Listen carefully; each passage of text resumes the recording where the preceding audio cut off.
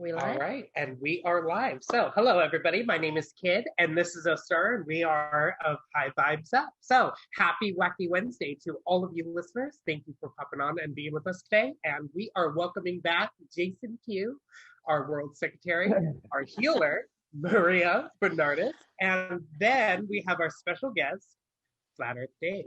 So, welcome, you guys. Thank you for being here. It is an honor to have every single one of you back and for the first time. So, welcome. Thank you. I always love how they introduce the Flat Earther as our special guest. At least you don't ride the special bus like I do. Okay, so tonight is going to be amazing. We are all so excited about this. Look at Maria. She is just like I am. I'm speeding.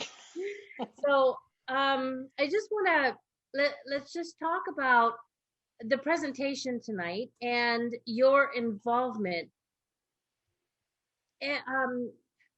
What we're presenting tonight is facts, not opinions, just facts. And it's what's being presented is not here to manipulate or to change your mind, but to let you decide what those facts speak to you.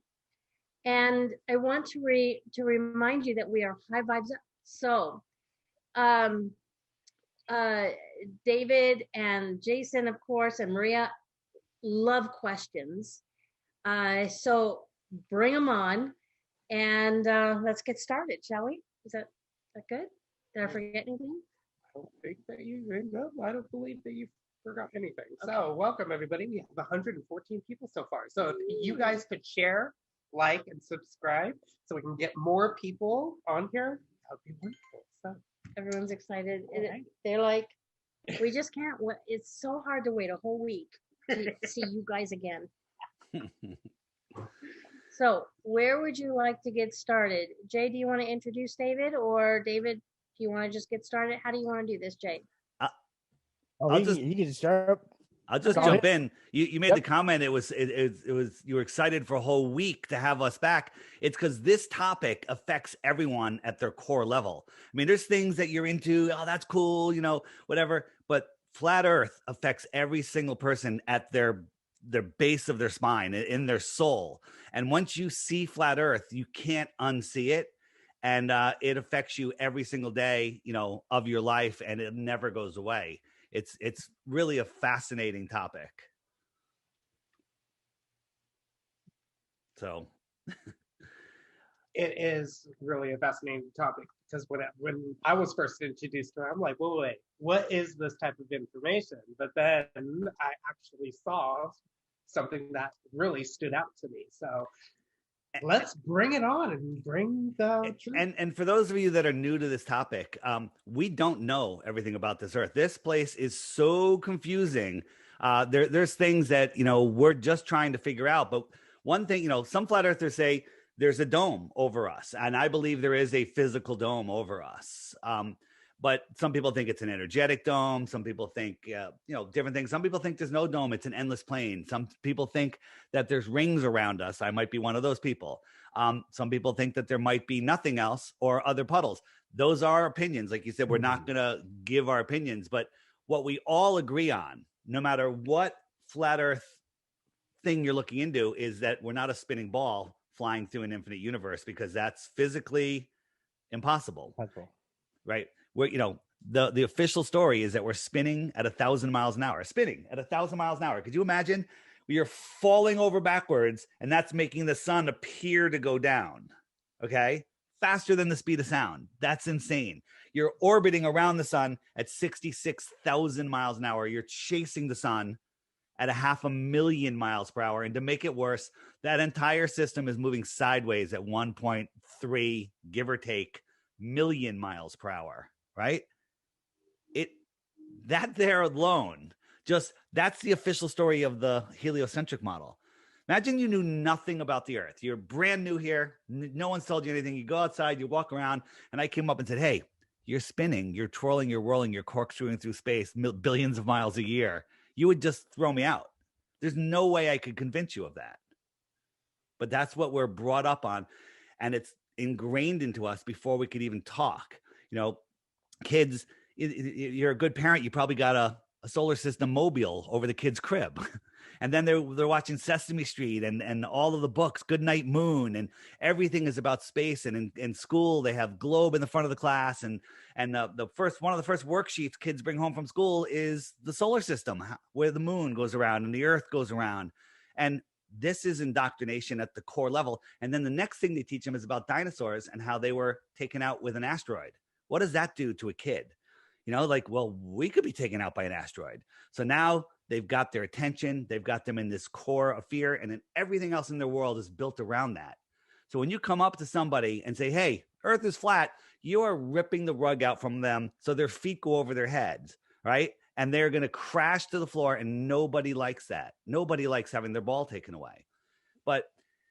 And you get defensive. That's why this is such a heated topic with some people. They absolutely freak out because we've all been programmed. When you go up to somebody, I already know what they're going to say. They're going to go, well, what about ships over the horizon? What about Aristophanes, sticks and shadows? What about the sunset over the ocean? What about seasons? What about eclipses? You know, and, you know, how come no one's fallen off the edge?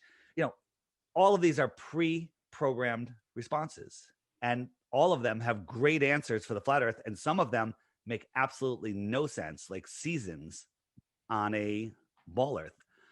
Seasons prove the earth is flat. Anybody else? That's right. Tell me more about that. Why do seasons prove the earth is flat? Glad you asked. Let me share my screen, and I'm gonna go into this in detail, and it won't take too long, and it'll make a lot of sense. So this is the app I developed to help people learn about flat earth, because Google isn't going to help you. Google hides everything good about flat earth. So first, the flat earth is not a disk in space. We're like a pond, and the shoreline of our pond is Antarctica. So everything outside of the clock here is Antarctica. We live in the Antarctic basin. It is the container for the world's oceans, right? But when you're looking up into the sky is a clock. We call it the sky clock. And the sun is the hour hand. It goes around once every 24 hours. Wherever the sun is, it's noon. The moon keeps track of the weeks and the months. If I speed it up, you'll see that the sun is catching up to the moon. The sun will lap the moon once every 28 days. Do you know that there used to be 13 months of 28 days? And now there's 12 months of random days because they've hijacked our calendar. So you see that we have a new moon. Now we have a waxing crescent and the sun is gaining. So 28 times around and it repeats. So then we turn on the stars, and the stars are going just slightly faster than the sun. So right now the sun is in this zodiac. Does anyone know the name of the zodiac we're in right now? Is that Taurus? Taurus. No, I thought that was Taurus. Whatever. It's in this zodiac. Next month, this one will catch up to it. It'll hang out here for a month. The following month, June and July, the Cancer it'll be in Cancer. So how does that affect the seasons? So the way it works is the seasons are the sun migrates in between the two tropics. The outer yellow line is the Tropic of Cancer, and the inner yellow line is the Tropic of the inner, sorry, dyslexic. Inner yellow line is the Tropic of Cancer. The outer yellow line is the Tropic of Capricorn, right? The orange line, the red line is the equator. So right now the sun is in between, it's inside of the equator. So as we go around, I'm going to move the date forward to July. And so now we're in July, and you can see that the sun is basically over the Tropic of Cancer. That means the inner northern world, everything on the inside here is having their summer because the sun is closer. So when it's closer, it's higher in the sky. When it's farther away, it's lower in the sky. So we're having our summer, and you'll see as it comes around here, Miami gets really hot in July because the sun is directly over Miami, right? I'm up here in Connecticut. Connecticut's pretty warm. The sun's still pretty close, pretty direct angles. But these outer lands are having their winter at the same time. Australia, it's the dead of winter because when the sun goes by, it's all the way over here. It's farther away, lower in the sky. If I jump the sun forward to January, then we're having our winter, and the outer lands, the outer southern lands are having their summer. Look, it's right over Australia. It's high in the sky. It's over there. But for us in the United States, it's way farther away and it's lower in the sky. Right? The whole tilted thing makes no sense whatsoever in any way. So that's how seasons happen. And on a ball Earth, I was going to show you something else. Oh yeah, before I turn this off. So if I'm here in the Arctic, if I'm standing in here, the sun is arcing around me, right? It's making an arc around me. If I'm out here in the Antarctic, it's antarcing away from me. It's not going around me. It's antarcing. Antarctic, Arctic. It's talking about the sun. It works. Pretty cool, right? Yeah. So somebody else had a question really fast. How does darkness occur, and what is blocking the light in this model right here? Very good, very good. So right now you see when the sun is closer to the dome, the light will actually wrap around the dome a little bit. It'll wrap around, and when it's inside, I'm going to show you a video in a second. When it's inside, when it's near over the Tropic of Cancer, the sun doesn't wrap around the dome when you have a bigger, darker period. But places in the inner north, the sun never gets far from them, like Alaska and Norway, and the sun never sets because the sun never gets far enough away from them. And there's 24-hour sun because it's the distance of the sun that causes night. So let me jump out of here and show you how the sun sets and why we see it set. So that is why Alaska has 6 and 6. 6 months dark and 6 months light, right? Yeah, they have the middle of the year, they have the sun up and sun down, but when it's over the Tropic of Cancer in June and July, the sun never sets. And then when it's all the way out over the Tropic of Capricorn, the sun never rises because it never gets close enough to the inner north. The problem is in December and January, the southern, the Antarctic should, if it's a ball, have the same light as the Arctic did in its summer. And there should be a 24-hour sun in Antarctica, but there isn't. There's no 24-hour sun in Antarctica. There's a couple of fake videos. We've even talked, we've been communicating with people on the Antarctic bases where they have these time lapse and we're watching the shadows go around. You watch the shadow go around and then it jumps 8 hours. They cut out 8 hours every single day. And the answers we got from them are ridiculous. They never show you a full time lapse of the sun going all the way around. There's no 24-hour sun simply because the earth is flat. So how does the sun set? So here is my flat earth kitchen. I'm doing an example here. This line is a string and it's level to the counter. I showed that it's level and I'm dragging my little lit up ball sun across the line. So this is the path of the sun.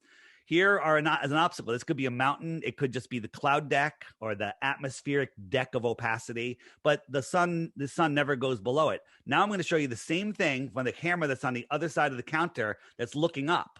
So this is on the other side at the level of the flat earth, the flat counter, and the sun's going away. And watch, it sets behind this mountain or atmospheric deck. Clouds 30 miles away look like they're at eye level from you due to perspective. Look at this line. This is a level line. It looks like it's going straight down or almost straight down. Now I'm going to compare it to an actual sunset right here. This is an actual sunset. You would think that the sun's going to go below the horizon here, but look, it's getting eclipsed by this atmospheric deck of opacity. It looks exactly like this.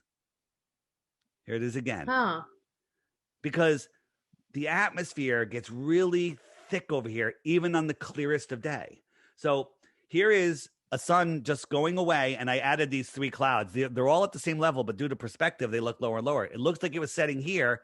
Now it's going to set behind this one, but this one merges with the horizon, so you can't see the sun anymore. It just looks like it's setting. It's just going away.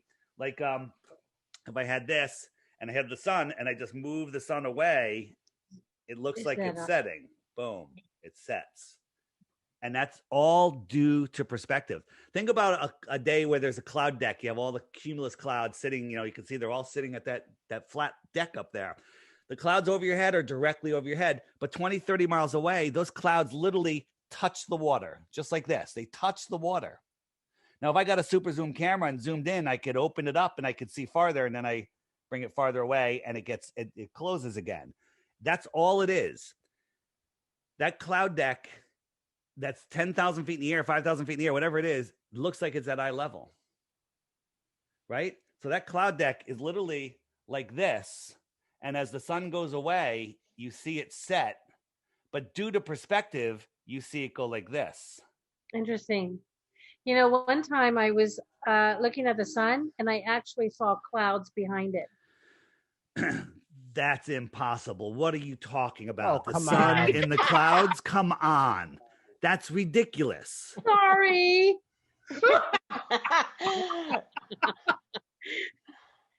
you want to know what's going on in here? Yeah. Me too.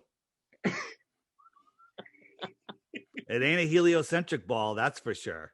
Okay. I believe that the sun that we see is a reflection. Okay. It's a reflection, projection. It's not a hologram. It's literally a reflection through the dome. Here's a little experiment I did. We have this little model, and in person, this is amazing. There's this sun floating in the model, and I'm just moving my iPhone light above the dome. Huh. And there's a sun floating in there, okay? And everyone sees the sun at a different position. It's crazy, right? So there's me with my phone, and the sun is in there. So I think that the real sun is within or outside of the firmament, and it's being projected. Just like when, Jason, when you were a kid and you had a magnifying glass and you were burning ants. Don't tell me you didn't do it. I know you did. Okay. Couple neighbors too. Yeah. So you focus that light to a little point, and if you think about it, go get a magnifying glass when it's sunny, and it makes like a little sun. Then if you lift that up 6 inches, that it's gone. But that point of light is still there. It's just 6 inches off the ground. You can't see it. Right. Well, the sun is being projected into the sky, and we're all seeing it in a position relative to our relationship with the dome and how we see. Everyone sees the sun in a different position. If Jason and I were 50 yards apart, and we had in front of us was a giant mirror, upright mirror, and the sun was setting behind us. So we're both looking at the mirror and see the sun. And I sent one of you up to the mirror and I said, here, take that Sharpie and draw a circle right there. That's where I see the sun. Then you went over to Jason. You're going to draw a circle 50 yards away from my circle where he's going to see the sun. We all see the sun in a position relative to ourselves. Interesting. And the thing that made me realize that is like the first thing you would say is like, well, how can the sun be a reflection and it still have all that heat and energy and everything? So I was at a conference in Las Vegas, and I was sitting by the pool, 3:30 in the afternoon, and the sun was going down, but it was beating on the right side of my face, and it was friggin' hot. I was like, wow. And I was like, I'm going to be toasted. And I was like, I got to go to the other side of the pool so I can, get sun on the other side of my face.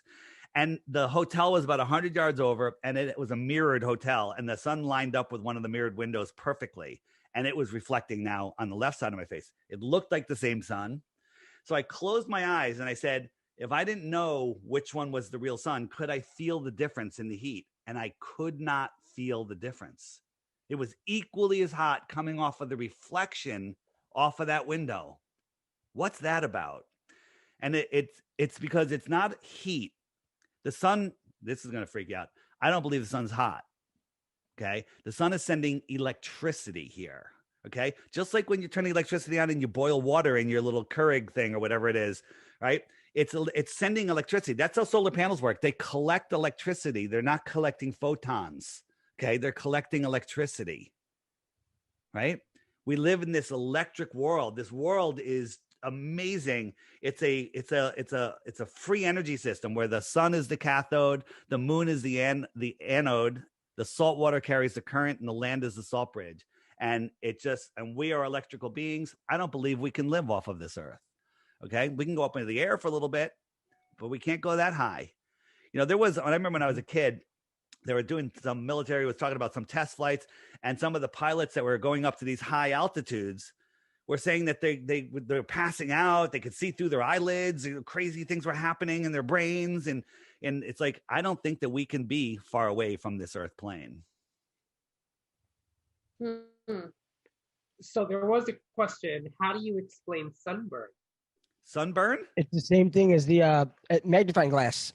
If it's being cast through the firmament, it's the same thing as if you're holding a magnifying glass, like you said, It'll burn. and it's going through and it's burning us. Yeah. So It's just on a grander scale. so the sun is close and small and close on a flat Earth. That's, take a heat lamp, just a heat lamp, and hold it over your face. You'll get sunburn. Now move that heat lamp 93 million miles away. First, tell me, can you see it?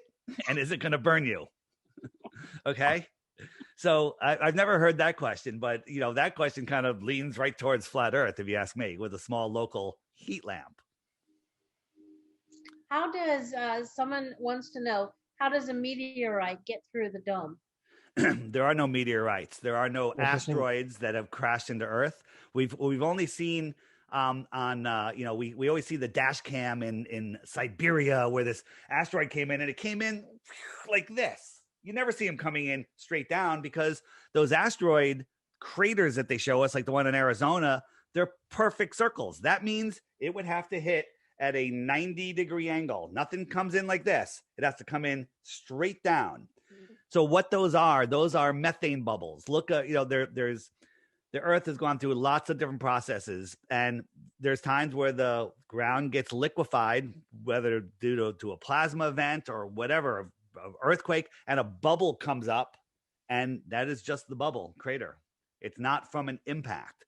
And then the meteor showers, if meteor showers were what they say they are, you're standing on the Earth, let's say you're standing here, you should be able to see meteors coming up, coming across, coming down, coming this way.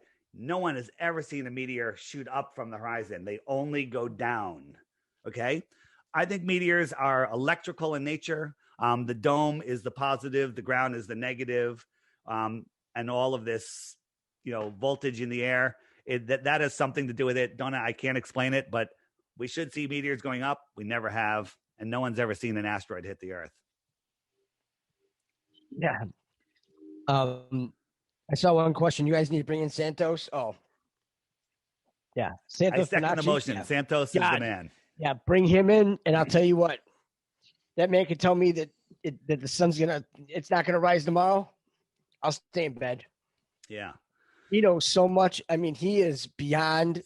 Santos is taking it to the next knowledge. level. I think I remember when he wasn't a flat earther, and then he saw it immediately. He changed. He's like, he just added it, and it fit in with everything that he'd done before. And he figured it out. Yeah. And he put it in with the whole scheme. And it's like, yeah, it's crazy. So someone suggested that we get Santos on the show. Is that what you were saying? yeah. Is that possible? Yeah, Santos will come on. I think he would. Yeah, I mean, just got to reach get out Santos to him. on. Yeah. Tell you what, let's do it. Santos at least have 10. But here's the thing: I don't recommend Santos for somebody hearing about flat Earth for the first time. You need some of the basics. I'm bringing in some of the basics, and then once you go there, I watched this video this morning about the actual magnetic and electrical construct of the Earth. This guy blew my mind. All right. But it's like we're inside this toroidal field on a flat plane. So what is this Earth? We're figuring that out now. It's not a spinning ball flying through an infinite atmosphere. I'll share the link with you when we're done. It's something you want to watch, because you'll watch this and go, all right, I don't know anything. Yeah. I was watching it last night when you mentioned the rings, Dave, but the rings and everything. I'm like, sold. Yeah. When he's, I'm like, the whole Lord of the Rings, and I mean, because he takes the linguistics to a new level. Yeah, because how they've got us in language. That's how they got us. So for those of you that haven't seen this, so if we live here in this puddle, and this is Antarctica, this ring. So we're in the inner space. This would be the outer space, and there's extra territory out here. So I would call that extra terra in the outer space. So if somebody lived there and came to visit us, what would you call them, and where are they coming from? Extraterrestrials from outer space. See? Right? Antarctica, Arctic, Antarctic, right? They're telling us airplane, right? Flies over the Earth plane, right? Not air globe, sea level, not sea curve, right? And then, you know what's funny is I love going on a show with a Glober and they have their Zoom and they go with this, which you're not allowed, you can't delete from Zoom, right? Yes. This is a cartoon world. Okay. This is a cartoon. And this is what I show up with, a video of the flat, non-rotating Earth. Okay. So somebody wanted to know, what is the Arctic walls then? What are they made of? And were the extraterrestrials the one that built them? So we're again, the entire series Game of Thrones was all geared towards one sentence. It's when the little guy was on the wall and goes, I want to piss off the end of the world, right? Everybody remembers that if you watch Game of Thrones. And so it makes you think of this ice wall, but it's not an ice wall. It's literally just the shoreline of the world pond. So people say, you know, show me a picture of this ice wall. Well, that's a person that has done zero effort, zero research. This is not what flat Earth is. This is the shoreline of the world. Antarctica, excuse me, Antarctica is the highest land on Earth. It's the shoreline of our pond. Imagine a lake where the shoreline of the lake disappeared. What happens to the lake? It's gone. Okay. You know, bathtub's gone. Well, so's the water. You need a container for water. Large bodies of water at rest lay flat. Now, the sun, as we looked on my app, the sun doesn't go farther out than the Tropic of Capricorn. So it never gets far. So it's frozen out here. In here, the sun is in between the tropics. That's why they call it the tropics. The sun's never far away. So in the north, the height of our summer is June 21st, but July and August are actually hotter. Okay. And the reason for that is because the sun has thermal energy and it's heating up the earth. It's heating it up. So come by June 21st, it's still heating up the earth. Now it's going away. It's still heating the earth. It's still adding more positive heat to it. And then by August, it's like, okay, now I'm far enough away and it's going to start cooling off. So it's a little like a delayed reaction in the heating. But Antarctica never melts because the sun never gets closer than this to Antarctica. So here is just the shoreline of Antarctica.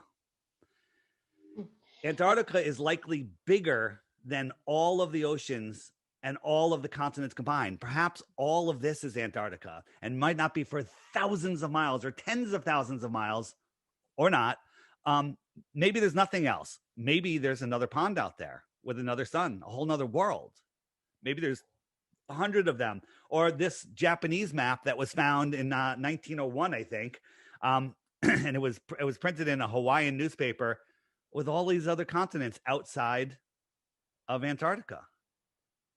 Oh.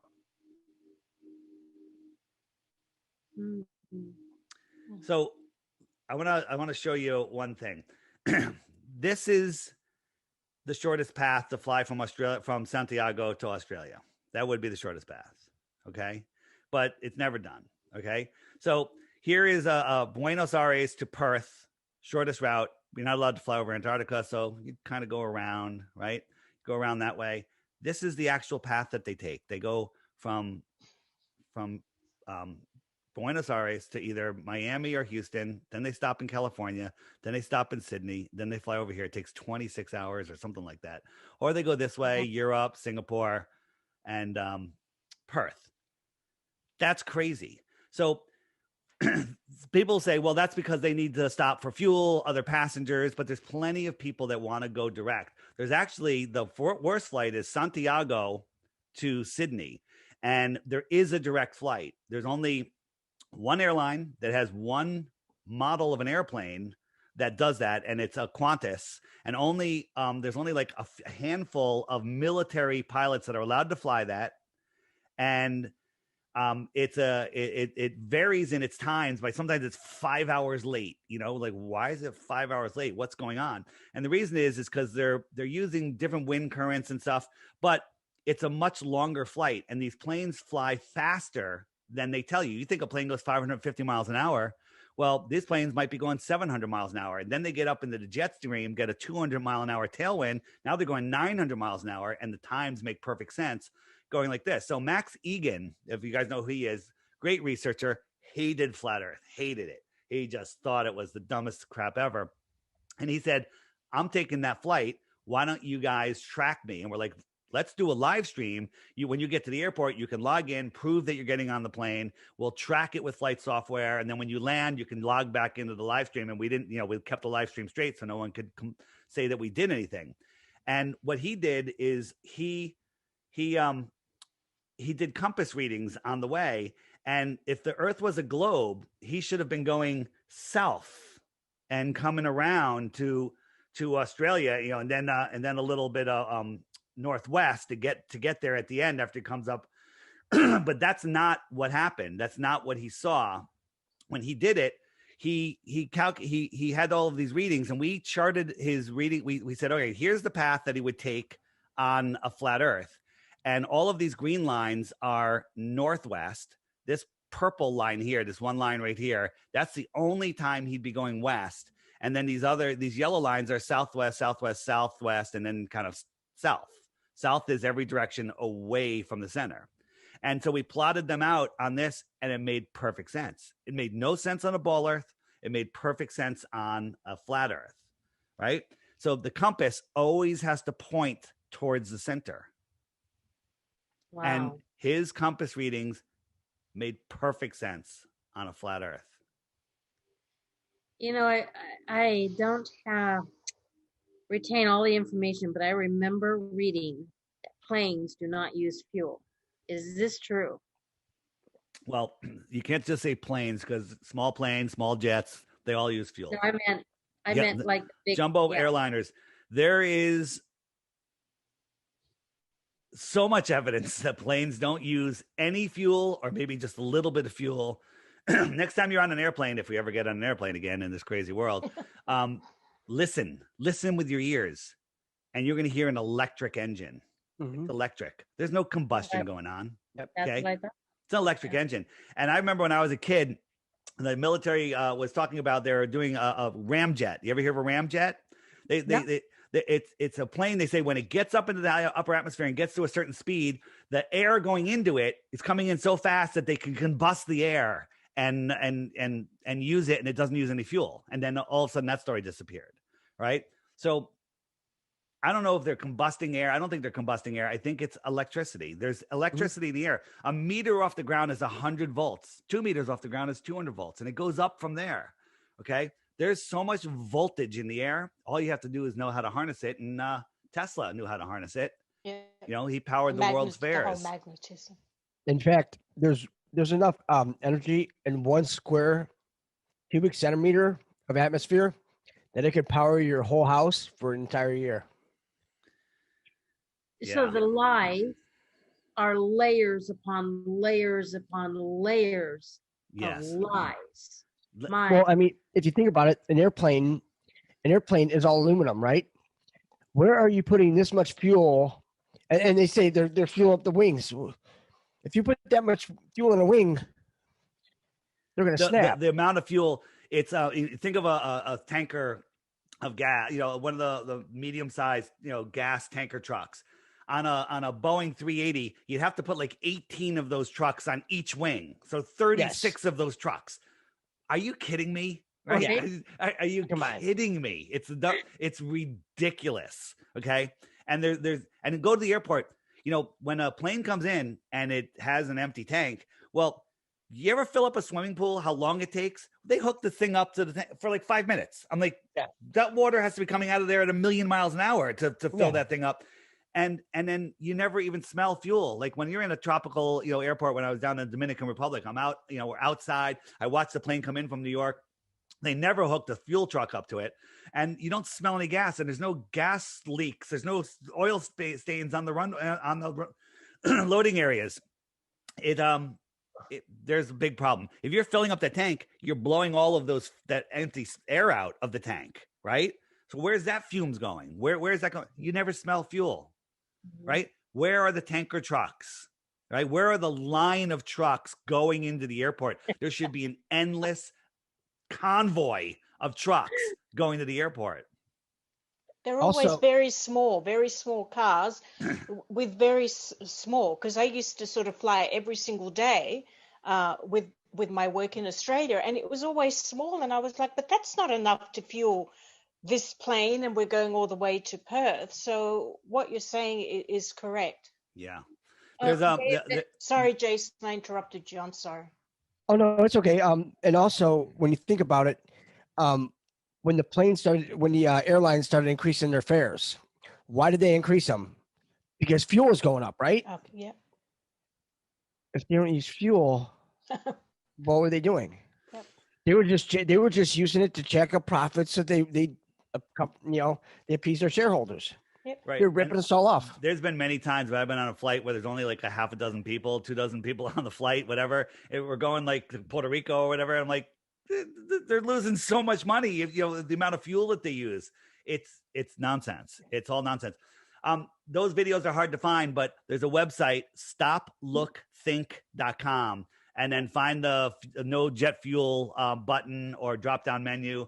And there's some great videos there. If you think this is crazy, you know, just watch those videos. Watch the first video on that page and you'll be done. You'll know.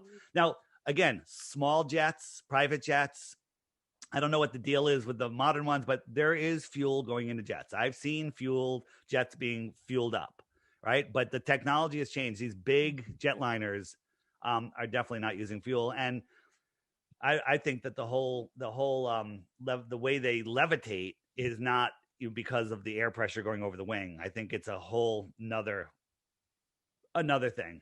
Have you seen those giant like triple decker planes that hold like 1,200 people? Or they're crazy. I was at Kennedy Airport, and these things are gigantic, and then they just float up into the sky.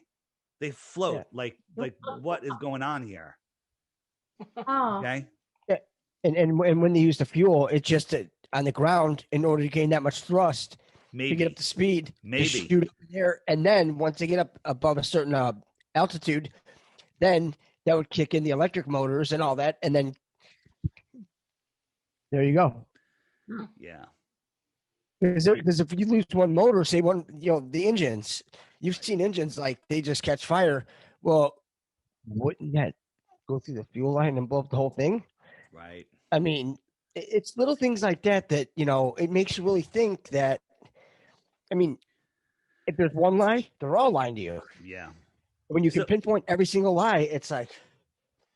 So I want to talk about how do they keep this secret?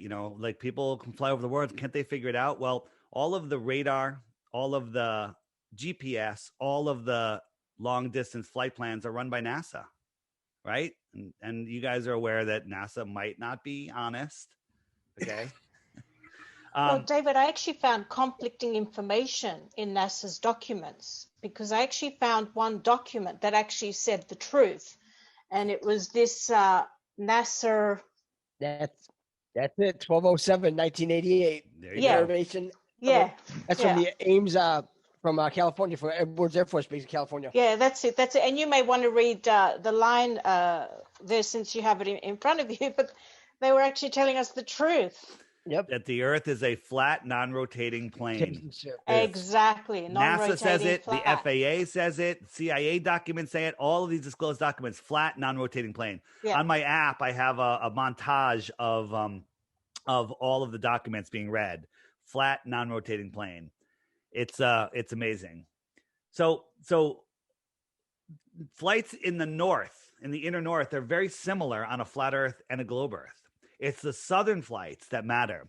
So here's a flight from Taiwan to Los Angeles. And here's Hawaii. All right.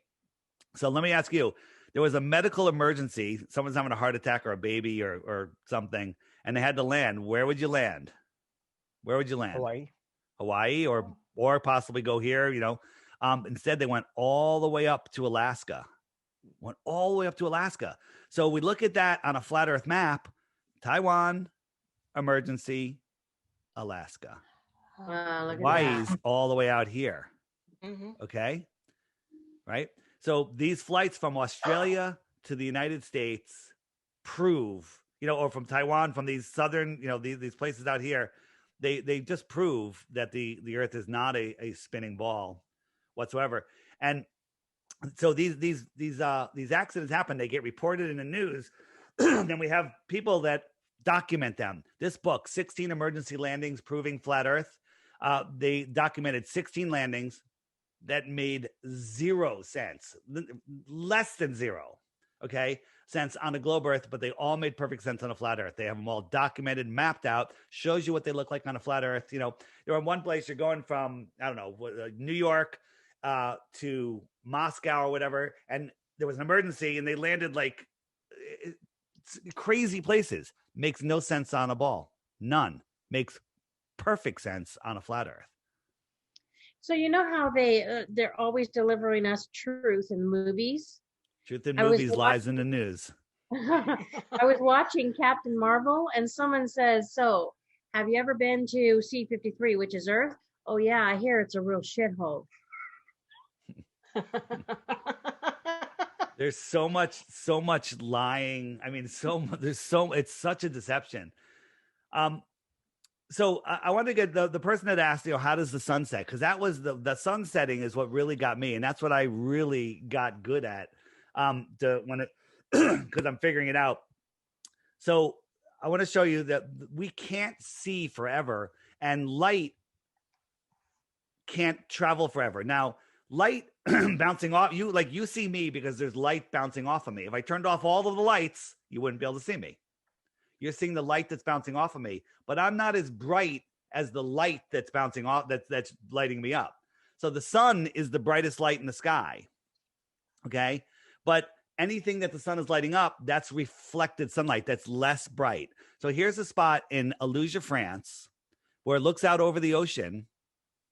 And Mount Canigou is out here, but you can't see it. It's 175 miles away. And the top of Mount Canigou should be a mile below the horizon if the Earth is a ball. Okay. But on 2 days a year, when the sun's in its migratory path in between the tropics, the sun lines up with the viewer and the mountain. And even though the light that's bouncing off the mountain can't push through the soup of the atmosphere, if it was above the horizon, on these days, the sun, when it backlights the mountain, all of a sudden you can see the mountain, right? And the very top of this mountain, where the mouse is, should be a mile below the curvature, but it's not. It's right there. And then people say, well, it's refraction. No, it's not. I mean, it's going to totally block out the sun. It'll silhouette the sun because the sun is just going beyond and setting beyond. Right? That makes sense. It's right there. It's visible. We can see too far. Earth is flat. You can't have high pressure next to no pressure. Game over. And just one quick thing. I don't think I showed this when I was with you, Jason, the other day. They were on the space shuttle and they got a new delivery of food and it had some fresh fruit, which I don't always have fresh fruit. They were playing with the lemon, and the lemon's not real. It's a augmented reality. It's CGI. They're seeing it, and the guy, it's just the CGI screwed up, and his hand went right through it. It's not a real lemon. It's not a real object. They're manipulating things just like I've got a ball here and I got a banana. I'm peeling it, right? It's not real. Well, like they say, when Nestle hands you lemons. What do they say? Yeah. I don't know. You can finish it however you want. I mean, it's your lie. Right. So people don't realize the technology, how easy it is. People say, well, what about the unedited tour of the space station, right? Where they have one guy touring and another guy following with a camera. Okay. One, it's edited beyond belief, but the way they do it is if I was hanging from a harness right now where I could rotate, I can do flips in different directions. So I'm here, I'm in the space station. And if I grab something, instead of pulling myself through the space station, I can pull the space station through me. And you would never know the difference, right? So someone's filming me and I make like I want to go down that hallway. I pull the space station towards me and the whole space station CGI green screen just moves towards me. So I'm still hanging from the same harness. So I can go up. I go this way. Now I'm going up a hallway. I can go this way. Now I'm going that way. I can go down. I can flip myself upside down. I can do all of these things and never move. But it'll look like I'm moving because I'm moving my background around me. So a question came in. They want to understand how the flat Earth has deep oceans. Okay, so the Earth is not a piece of paper, right? The Earth has mountains up to 14, 15,000 feet. How high is the highest mountain? Anybody know? I don't know the number off my head. High as Everest or whatever. And we have the deepest part of the ocean is like 6 miles. Okay, so with the size of the Earth, that's just like little bumps and hills. All right, we have bumps and hills. It's not a perfectly flat plane, but the deepest hole ever dug is just short of 8 miles. So the deepest we've ever gone is 8 miles, and the highest we've ever gone is, they're lying to us. I think it's the highest land on Earth is just the top of the highest mountain. Antarctica has the highest mountains on Earth. They don't tell you that in school. So, So somebody else did have a question about like the northern lights, since we were talking about the lights and the reflection. So what are the northern lights? And yeah, the northern lights are there's energy, again, lots of energy, electricity coming in, ions. And in the north, I believe that there's a toroidal field coming out of the north. So whatever those interactions with ions are there, it makes these very cool looking lights. If you look at stars, like this is the star Arcturus. Okay. What is that? That's Pretty. the star Arcturus, right? Here, that's not that. I'm sorry. That's Capella. This is Arcturus. Crazy, right? What is that? Our consumer optics have outgrown their lies. They can't hide it anymore. Okay. You cannot see a star 433 light years away. Polaris is 46 times bigger than our sun. Okay, I'll give them that. And our sun is this giant, crazy, compared to us, this giant ball. But when you move it, when you move the sun 93 million miles away, it becomes a little circle in the sky, like the size of a coin held at arm's length.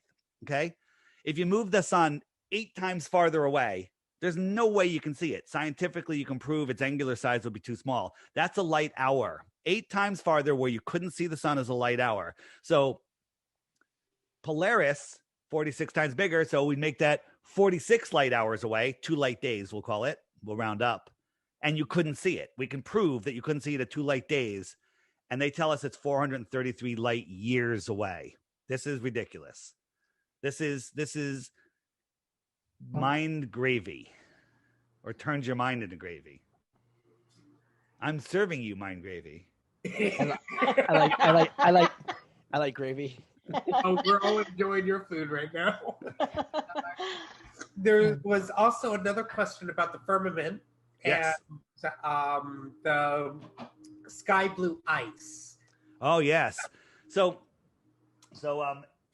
in my app, if you click the frequently asked questions, the question mark, up comes what about Antarctica? I think that's where it is. If you click that, any of those buttons will bring up a playlist of videos about different things. So the Antarctic one, I got the sky ice video right there, second from the top, and you could watch that video. These are all videos that will be hidden from you on YouTube. You search YouTube, you're not going to find any of these. So again, on the app, every question you can ask: what about eclipses? Why the lie? What about gravity? It's all there. Tons of information, all sorts of other resources. But what I tell people is every day there's a featured video on the bottom left there. Click that featured video, watch it every day for 2 weeks, and you too will lose the respect of your family and friends because you'll be a flat earther. So since we're on the topic of your app, there was somebody that asked you to share the QR code for your app, but also where can you find it? The app can be found in the Apple App Store and Google Play Store. You have to have an iPhone 6 or better, or a Android 8.0 or higher. It's by Blue Water Bay. They've already put up a Flat Earth Society funded app by the same name, which is horrible, and it will gatekeep your mind. Feel free to get it, but don't send me an email telling me my app sucks. My app is the highest rated app in the App Store. It's one of the highest. You couldn't have a higher rating, even with the trolls giving me 1 stars. They just can't beat all of the comments. The app's $3. It's so like if you drank a half of a beer and then never peed it away, you would have it forever. But my app, you have forever.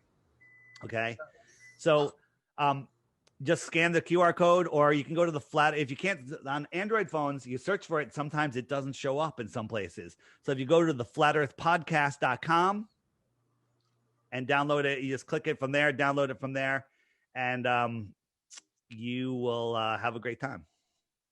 Do you have one for the computer? It's not a computer-based app. There is an emulator called BlueStacks. Some people have had success with it. I have a Mac, and I didn't give it enough time to try to figure it out. But it's called BlueStacks.com, and you can connect to the App Store there, and it emulates it on your computer. But it's more, I made this app for, like, I'd be talking to people in public. I'm like, I wish I could show you. So I made the app to have just myself, and I'd be like, oh, look, this is how it works. And everyone goes, oh, that's how it works. But then everyone said, where do I get that app? So I decided to do this. Then I decided to start. I did it for free, but then it started costing me a lot of money. This app costs thousands of dollars a month to run. Okay. Oh. And it's but it's worth it because everyone loves it. It's waking up thousands of people. I wish I could give it away for free, but if somebody wants to pick up the monthly bill, let me know, and then I'll give it away for free. Okay. And it also, one day I was in my own, we always get accused, get out of your mother's basement, get a job, you're stupid. I had my own company. I was doing super well. And I realized that, this world is in a crazy screwed up place. It's being stolen from us right now. And people are willfully giving it away because they don't know who they are. They don't know where they are. They don't know what they are. They don't know the power of their own mind. Okay. They're in a prison, and that's a globe, a prison for your mind. So I realized, if we ever get our freedom back, if we ever get a chance to take it back, how long can we keep power if we don't know who we are, if we're lost in space, spinning out of control, right? This is the most important message out there. I know there's child trafficking going on. We're losing our rights. They're stealing our freedom. Communism's coming. And it's all because we're all afraid little babies lost in space and don't know how significant we are, right? That's the problem. That's what's going on. We are at the center of creation. Nobody has power over us. Let's say everyone in the world, we all got on a big Zoom call, everyone in the world, and said, hey, screw the elite.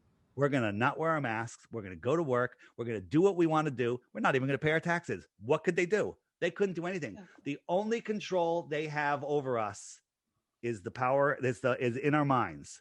It's just like the only thing that's ever gone into space is our imagination. Well, the only power the elite have over us is in our minds. It's like money. What is $1 worth other than lighting a fire or snorting cocaine? It's worth nothing. Okay. What else can you do with $1? You can make an airplane out of it, I think. Right? It's just all in your mind. It's all mind control. I mean, you could take a couple buildings down with one. Yeah, with an airplane, probably a paper airplane could take down a building, a steel reinforced building. Sure. By the way, Stop, Look, Think. If you want to learn about 9/11, all of the stuff that's missing from YouTube on 9/11 is on stoplookthink.com. So I want you guys, I want our viewers to really consider this. You're in a relationship and you get the evidence that your mate is mating with someone else. And when you approach them with this evidence, why is there lipstick on your collar? Why is there perfume? Why is there cologne? Why this? And they're like, oh, no. You're totally misunderstanding the whole situation. And so you go about your life and you're thinking, are they lying to me? Can I believe that they really, really would do this to me? And then you come to the place where you actually see it. You see them cheating on you. and there's no denying it. This is the war that we feel right now with the truth and the lies that they've given to us. It's no different than something that we experience in our life right now between each other. Nobody likes admitting that they've been lied to. It's easier to lie to somebody than convince them they've been lied to. That's a fact. And then there's so much deception in this world. Who said the world is a stage? Does anybody know? Does anybody know? Yes, No? that was Shakespeare. Shakespeare never existed. He's a made-up character. So the guy that said the world is a stage is a made-up guy. That's how much the world is a stage. And Shakespeare's a Jew. God, does that? Oh, you know what? Yeah. Wait till the next couple shows. Not gonna like it. Yeah. And David, one thing I always do is I always go back in history. So when someone says something to me, I always go back in history and ask myself, well, what did they think? What did they say? And, you know, I've done a lot of research on this sort of flat earth and come across quite a lot of books. And one, which I don't know if you guys know about, you probably do, it's called the Book of Earths. Okay. Yeah, it's fantastic. Yes. And if you go through that, and what I'm going to do is I'm going to find a PDF copy so that we can give to everybody. Okay, Wonderful. so I'll give that to you guys. Sure. And what I'd like people to do, it's only 186 pages, so you can do it in one sort of evening sitting. But the amazing thing was there was so much in there about the flat earth from different countries, including ancient Greece and, you know, Babylon, the Babylonians and so on. And they've actually got, you know, beautiful graphics of their yes, and there's that one there, and you'll find a few others in this document. That's amazing, that picture. I can send you that one as well so you can give to everybody in a minute. And really, when I looked at this document in all, the evidence was overwhelming in terms of it being a flat earth. When you look at it, there was some that thought it was a square. Okay, there was some that thought it was a really sort of unusual whatever shape, but overall the flat earth was what prevailed. So this is a well-researched document with lots of references that people can go to read to find their own evidence to reassure themselves. There's so much information because here's the problem. As Crow 777 Radio says, belief is the enemy of knowing. Because where do I live? Do you know where I live? Did I tell you? On the flat earth. Well, true. There you go. Well, I live in Connecticut. I live I'm in on the Connecticut. square one. I live in Connecticut. So you have two choices. One, believe me, and you're done. Then just go on. You know, and if someone asks you next week, where does Dave live? You can go, Connecticut. But you don't know that I live in Connecticut. You just believe it. Okay. Knowing takes time, effort, and energy. And I don't want to live in a world where I need to verify everything. But there's a lot of deception here. Like right here, I can see your faces. You're not wearing masks. I can sense every micro expressions on your faces. Anything you guys tell me, I'm going to believe right now. Okay. Yeah. Right. It's because I have this judgment. Right. But there's so much deception in this world. People just believe pseudoscience. Anything from astronomy, anything from, you know, NASA, it's all lies. Maybe they mix a little truth in there, but it's all lies. And people it's just easier to believe. You know, the whole moon mission's insanity. Right. It's insanity to believe that, but it's easier to believe than to know. And it's funny because the Masonic one right by your shoulder, they're the main ones that are behind all of this. The Freemasons. Right. There's so much, you know. I don't know if you guys know. I think I brought it up with Jason. Werner von Braun, who is the German Nazi that was brought over to run NASA. His gravestone had Psalms 19:1 on it. The heavens declare the glory of God, and the firmament showeth his handiwork. It's talking about the dome. Why does he have that on his grave? And the other thing funny about him is in 1957, he wrote a book called Project Mars about a group of people from Earth that went to Mars to start a colony. And the leader of that colony was named Elon. This is the rocket that Elon Musk wants to take people to Mars on. And a month ago, he tweeted he wants to redesign it and make it pointier. Okay? Interesting. It's insanity, is what it is. It's beyond interesting.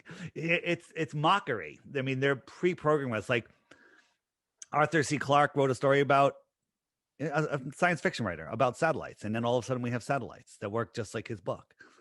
The guy, there was a royal guy in the 1800s wrote a paper on the idea of dinosaurs. No one had ever discovered a dinosaur before him. You know, with all the pyramids, no one ever mentioned dinosaurs. He wrote the paper, and then coincidentally, a year later, to the day, he discovers the first dinosaur. I don't know what that date was, but I wouldn't be surprised if it was September 11th. April 1st. Yeah. By the way, I have an answer why that scripture is on the tombstone. Go ahead. That's because those who lied to us forgot to remove it. No, they have to tell the truth. It's in it's karmic law. They always have to tell us the truth. And so that's another thing. People get really discouraged. They're like, I'm only one person. What difference does it make? I have to go to work tomorrow. Well, if I had that attitude, I'd have to go to work tomorrow, but I don't. Yeah. Okay. And life is really, we live in this magical world where your thoughts create reality. Think about that. Your thoughts create your reality. Everything you have in your life is because of the way you're thinking, right? You bring that into your life. So I have spacing on my point. My point was, they have to tell us what they're doing. All right. They can't break our free will. We're here. Our souls are in our body, which animate our life. And we have two rules. Don't break anyone else's free will and don't lose control of your soul. That's it.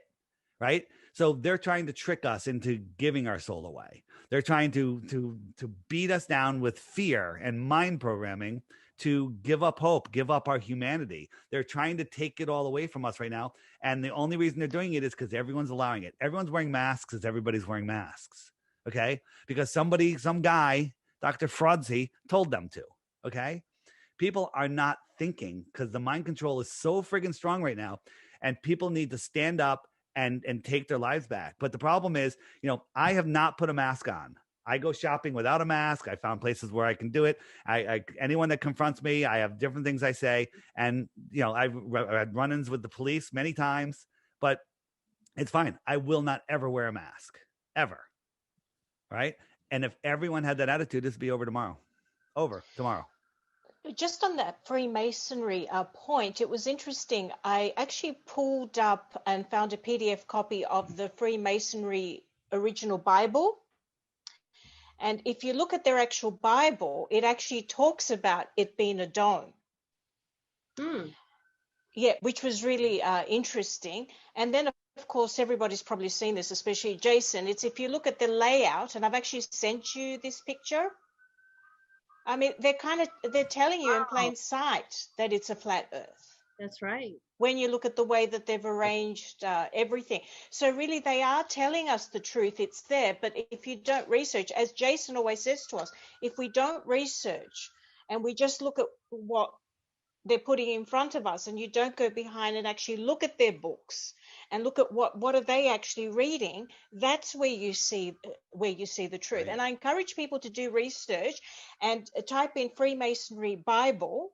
It will come up and it's beautifully illustrated, and even the illustrations that they have are telling us that it's a flat Earth with sort of a dome. So it's a very interesting subject. So I hope we're giving people enough so that they can go and do their research, I guess, is what we're doing. Mm-hmm. So for those that missed the very beginning, we're here to present facts, not opinions, but facts, things that have been researched and looked at. And we're not here to manipulate. We're not here to convince. But with the facts, it gives you a choice on what you're going to do from right now moving forward. But let me encourage you to remember that if you are holding your ground with something that is opposite of what the facts show, then you really need to consider where you're standing and why you're standing in that place. Because where's the open mind? Again, I bring you back to the example that I gave about the cheating spouse, the cheating mate. Where is your open mind to see the truth? Now, we're high vibes up, so keep your questions coming. Our panel loves the questions, and keep the vibrations high. So, back to you guys. This is a flight, a long flight that was literally chasing the sun, and the sun just never set. It just stayed above the earth, and you could see that it's locally lighting the earth. And now, if you think where the plane is right now, if you drop straight down to the earth, you would not be able to see the sun's light at all, because it has to come sideways through all of that thick air and clouds. So it would be pitch black. We sent a balloon up. This was at, I think, about 80,000 feet. And it kind of got a picture of day and night side by side. So over here, the sun is, and it's day, because the sun's electricity is exciting all of the gases and fluorescing the nitrogen, which fluoresces blue. And then over here, it's pitch black. So it's day right next to night. So if you were down here on the ground, down here, it's pitch black. You can't see any of that light over here. Interesting. It's very interesting. And the video is even more interesting, because as it moves around, you can see the wedge of darkness coming in. And there's a certain time, I think it's in the spring here, where I'm in the Northeast, out on the water, and at sunset, it's forward, it's still daytime, and I turn around and it's nighttime behind me. It's crazy. It's like, I saw it, I'm like, it's nighttime, I could see stars, and over here the sky is blue. Like, so David, is that the when you're flying and you pass the oh my god, I forgot the line, and it's like dark, and then the next minute it's total daylight, international dateline or whatever they call it. The international dateline is just an imaginary line on the circle of the earth. There's time zones all the way around. So that's just where the date changes. Right. It's the light only goes a certain distance. And it's, in the Northeast here, in the summer especially, the sun will set and it's still light for another 90 minutes, right? It's light till 10 p.m., right? And that's because if you look on the app, the sun in the north is when it's in the Tropic of Cancer. So the sun's going around, it's close to us. So it's arcing away. It's not going away that fast. But when the sun moves out to the outer tropics, it's moving faster. It's making a bigger circle. So places like out here in Central Africa and in the middle of South America, when the sun sets, 5 minutes later, it's pitch black. And that's because the sun is running away faster, right? And we all see the sun through what I call our personal atmospheric dome. So here's a little example of what that looks like, if I could find it. And so what I have here is I have a dome on top of a white rug. So that's just the ice shelf. We got the dome. You're at the center of the dome. And the sun rises. I'm just moving a pen light straight across over the dome. And then it goes down and it never goes below. It never goes below. You guys can't say, hold on, I got to stop sharing. Sorry. It never goes below. It just fades out. So here it comes back again. It appears on the horizon. It rises up. It goes across. And then it never goes below this horizon. It just stops and it fades out. So I had a drone and I put it up on a super clear day, no humidity. It's like 32 degrees outside. And the sun, in 5 minutes time, I watched the sun go down, down, down. Now, if the earth was spinning, it would just keep on going, but it didn't do that. It went down, down, down, down, down. And then it stopped and it just sat there. And this is sped up. This is over 10 minutes. It just sat there. It stopped going down. And then it just faded away into the thickness of the soup of the air. I've seen that. Yeah. It I have seen faded. that. It faded away. It never sets. Now, my friends were at the beach and they saw the sun set from the bottom up 10 minutes earlier because they were looking out 10 miles away is more land and there's trees. The tops of those trees look like they're at eye level due to perspective, but the sun was above those trees and it just got cut off like that. It sets. So I got a question. If I'm remembering correctly, Jason has a patent for the sun, which is the sun simulator. Yes. Yeah. Yep.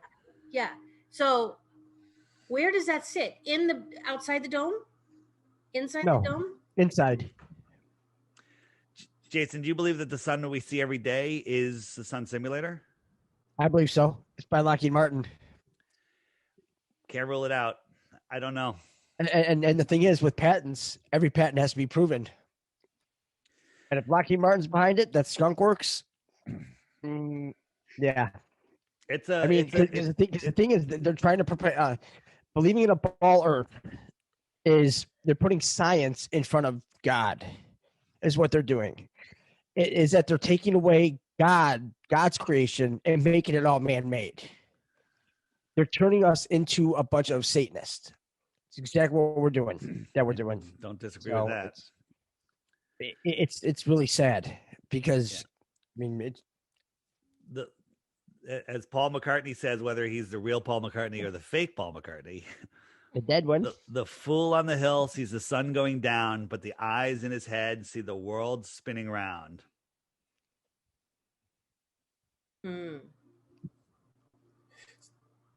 Well, love this info. Yeah. Thank you so much for joining us today, David. And I'm not saying we're closing. Yeah. I'm just like appreciating you right now. Oh, so keep going.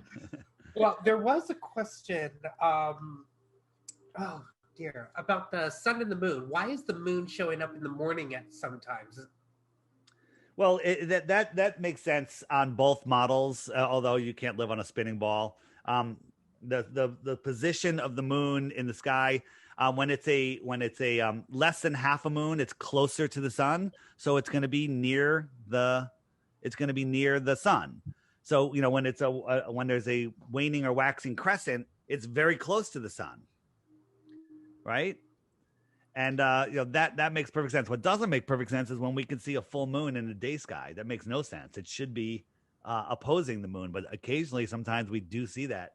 And did you know, like in the far north, I think like Norway and probably northern Alaska, there's a 24-hour sun every month for a week. The sun doesn't set for a week every month. And that's because the moon is doing the same thing the sun does every 6 months, but it does it every 2 weeks, right? Yep. The moon and the sun oscillate in between the tropics. So the sun goes in and out, and so does the moon. And when it's on the inner track, the inner northern, it just never gets farther away from the inner northern places, and it goes around day and night and doesn't set every month. Interesting. So is that also another reason why we see the moon to our left at some nights, and then suddenly it's to the right at the other? That's because the moon takes the same path as the sun. It's just going slower. So when you see the moon, the sun setting, and you see the moon setting before it, well, now after that, it'll be in the night sky. And then, a couple weeks later, it'll be behind the sun. The sun laps the moon every 28 days. So the moon will be in a different position relative to the sun, every day throughout the month. That's interesting. David, I don't remember the moon moving as I was growing up. Maybe I just didn't pay attention, but I always thought it was in the same place in the sky. No, it rises and it sets. It rises in the east, sets in the west. They tell us that the earth is spinning and that we're going around the sun, but the moon is going around us in the opposite direction. But because we're spinning, it looks like it's going the same direction of the sun. That's nonsense. They're both just circling around.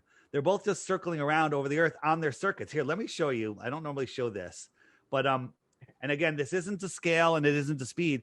Here's the inner yellow line is the Tropic of Cancer. The outer circle is the Tropic of Capricorn. The red line is the equator. Here's the moon oscillating in between, and here's the sun oscillating in between. Now, it's not going the right speed, but so this is the sun in July, right? Then it comes around, and only when they both hit a nodal point at the same time where they cross over, then there's an eclipse. Okay. Okay, but what I've seen is I walked out. I walked out of the house, and off to the left was the moon. Okay. And then I walked out of the house a couple nights later, and the moon was off to the right. Well, you walked out at a different time. You walked out at a different time. Like right now, if I go, I don't even have to. I can know to look for not to look for the moon right now because I'm here in Connecticut. You have to verify that though if you want to know for sure. And I'm here in Connecticut, and I know that the moon hasn't risen yet because it's all the way over here in India. Okay, so I know that in Connecticut, the sun and the moon will rise when it gets right around this 6 a.m. part. Okay, so I know that it's going to be a few hours before the moon rises. So if the moon was right here, I would know to look straight up for the moon. If the moon was over here, I'd know to look to the east for the moon. If the moon was over the other side, I know to look to the west for the moon. So the moon's going to rise for me in 1, 2, 3, 4 hours. It'll rise. There'll be a half of a waning moon, and then the next night it'll be an hour later, and then soon it'll be a new moon. If I speed this up, you'll watch the moon get smaller and smaller, and then in a couple days, it will there'll be a new moon. And by the way, all the people that have the app in 1, 2, 3, 4, in like 5, 6 days when there's a new moon, don't send me an email telling me your app's broken because there's no moon. Just wait 2 days. It will come back. Okay? So look at the position of the moon compared to the sun. So it changes every day and it moves right through the sky. It's always moving through the sky from east to west. And east and west are circles. You have to remember that east and west are circles. Did we talk about that yet? No. East and west are circles. The north, so I got a magnet here. I got my compass. My needle's north is pointing to the magnet. I'm trying to push this dead west, 270 degrees. I got to keep turning. If I don't turn, I'm not heading west. West is a circle around the center. Same on a ball earth. If I try to go east, this is east right here, I have to keep turning. East is a circle because east is a circle around the magnetic center, right? Now, if I try to dead wreck in west and don't correct to the north, immediately I'm going south. Watch. Boom, I'm going south. Wow. Yeah. That's how our Earth works. That's why billions of people have circumnavigated east and west. Nobody has circumnavigated south. Okay. Nobody has ever done it. We've gone, let me find a map here. So billions of people have gone west around the world, have gone east around the world, right? And come right back to where you started from. You can even go north. Now I'm going south and I'm in Japan. Or I could leave California and go west and I'm in Japan. Or I could leave California and go east and go around. I'm going east and I'm in Japan. Again, north, south, even though I haven't changed direction. Nobody's gone south and popped up over here. Never been done because the earth is flat. So do the airline pilots, they know this lie? Yes. Most pilots know. I would say more than half of the pilots know. Others are just automaton bus drivers that just follow the GPS and don't really pay any attention. But we've talked to the Qantas pilots, and they all say they talk about it openly in their in the captain's lounge and amongst each other, but they can't talk about it publicly because they will be fired. We interviewed a KLM pilot on the show Globebusters, and she was telling us all sorts of stuff, you know, what she sees, how the gyros work, that the Earth is flat, non-rotating. And then the next day she was grounded. And then you know, we haven't heard from her, probably fired, maybe murdered. Who knows? Yeah. Thank Freemasonry for that. That's all it is. Yeah. The amount of insanity on this is crazy. Somebody tried to do a world record pole to pole circumnavigation. So it's called the ZQ pilot. North Pole, went to Alaska, California, out to Hawaii, down to these islands here, Santiago. Then they went to here, and then they turned around and came back. And they said, well, then when they got to the South Pole, the weather was too crazy and they had to turn around and come back. I'm like, all right, well, then you're not going to get the award. Well, guess what? They got the Guinness Book record for north pole to pole circumnavigation. Does that look like circumnavigation? Plot that on a flat Earth map. It looks like that. And they got the world record for southern circumnavigation. Mind control. People go, oh, somebody did it. That's the world record. Look, it's in the Guinness Book. Look at the information. Nobody has gone across Antarctica. Nobody's gone across Antarctica and popped up on the other side. Now, here's an easy proof the Earth is not a globe. Just take a boat and go around the shoreline of Antarctica. It's 13,000 miles. Okay. Well, Captain Cook is the last person that tried to do it. It took, I think he tried it 3 times. It took him 3.5 years. He went over 60,000 miles, and this was the course that he took. But this is it. He's not going around an island at the bottom of a ball. He went around the whole world. He did some exploring around New Zealand, but 60,000 miles. The equator is only 24,000 miles. So how could going around the bottom of the ball be bigger than the equator? Because the Earth is flat. Wow. That's just crazy. Have you guys seen these planets? Jason, have you seen these new planets? I have not. They're actually the bottoms of frying pans. Oh, nice. That's why we haven't seen them. But if NASA said they were planets, you'd believe them. I Yeah. mean, most people would, not you guys. Yeah. Right? I never look at the bottom of the frying pan though. Yeah. Maybe I should start. Yeah. Uh, Here's NASA training in their undersea pool with a green Cool. screen. And then this is what they show us on TV. ta-da. Ta-da. And notice how it's always lit. They're never over the Earth when it's dark. Yeah. You know, it's always lit.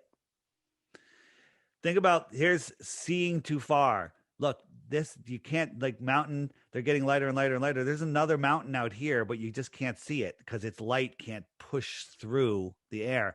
We can't see that far. I showed you at Mount Canigou that in Illusion, France, we can't see 175 miles. But Light will not travel that far. Sunlight will push a little farther, but we can't see that far. It just becomes opaque. Here, I got a test question for you. Jason, you first. But Dave, I mean, if it was a globe Earth, I mean, wouldn't those mountains be like, you know, like 5 or like 20 miles down? I mean, that's yeah. All right. So is this a real photo or did I make this? Is this a Del Monte can of beans with the label removed and a soda can with tinfoil wrapped around it? Or is this the actual Hubble telescope falling around the Earth at 17,500 miles an hour? Take a guess. It's got to be a chili can. Got to be a chili can. Made up. Yeah. Yeah. No, this is an official NASA photo of the Hubble telescope. So what took the photo of the Hubble telescope then? The shuttle, when they were on a repair mission. Oh, okay. So check this out. If you I used to love, I kind of still, I guess I still do. There's a lot of science shows, you know what bummed me out? You know those nature shows with David Attenborough, you know, where he's showing like the birds and the crazy stuff. Do you know that most of that stuff is fake? They're like faking these shots of some of this stuff. It's so fake once you realize it. I'm just like, are you kidding me? Now there are some real shows that do some real stuff. And I do love them. But I was watching a show on telescopes, and the giant telescopes that take these deep field pictures of distant galaxies, right? And they talk about these giant telescopes have to be on cement pads that are like 10 feet thick, because the vibration of just a technician walking by could vibrate the telescope and ruin the picture, right? Because the mirrors are so perfect, and just the slightest vibration could ruin the long exposure. Have you guys heard of this? Or this is what science makes perfect sense. Yeah, well, that makes perfect sense. They're forgetting one thing. While they're taking this deep exposure of something so far away, the Earth is spinning at 1,000 miles an hour, orbiting at 66,000 miles an hour, chasing the sun at 500,000 miles an hour. Okay, right? What about those motions? And the Hubble has it worse. It's also falling around the Earth at 17,500 miles per hour. Okay. Right? That's insane. If you have a super zoom camera or a telescope, try focusing on something while you're rolling down the road in a car, just even on a straight road, just at a couple miles an hour. You can't do it. The slightest movement and you're gone, right? The Earth is spinning, twirling, it's corkscrewing through space, and they're worried about the vibration of a technician's footprint. This is nonsense. The reason telescopes on Earth work is because the Earth is not moving. Right. Period. End of story. That alone proves that we're not moving. Wow. I get a little passionate. I don't blame you. I think it's great. Well, you just fit right in, David. Yeah. How about Jason, this? you made a very good point. Oh, I beg your pardon. Modern Mechanics magazine from 1931 proved the Earth is round. Win $5,000. Wow. Wow. Wow. Now, some people could say that was just a joke. It's like, whatever. In the early 1900s, everyone knew the Earth was flat. I interviewed this woman, Ruth, 102 years old, and she had such a great memory. She said in Connecticut public schools, they were teaching flat Earth in the 1920s.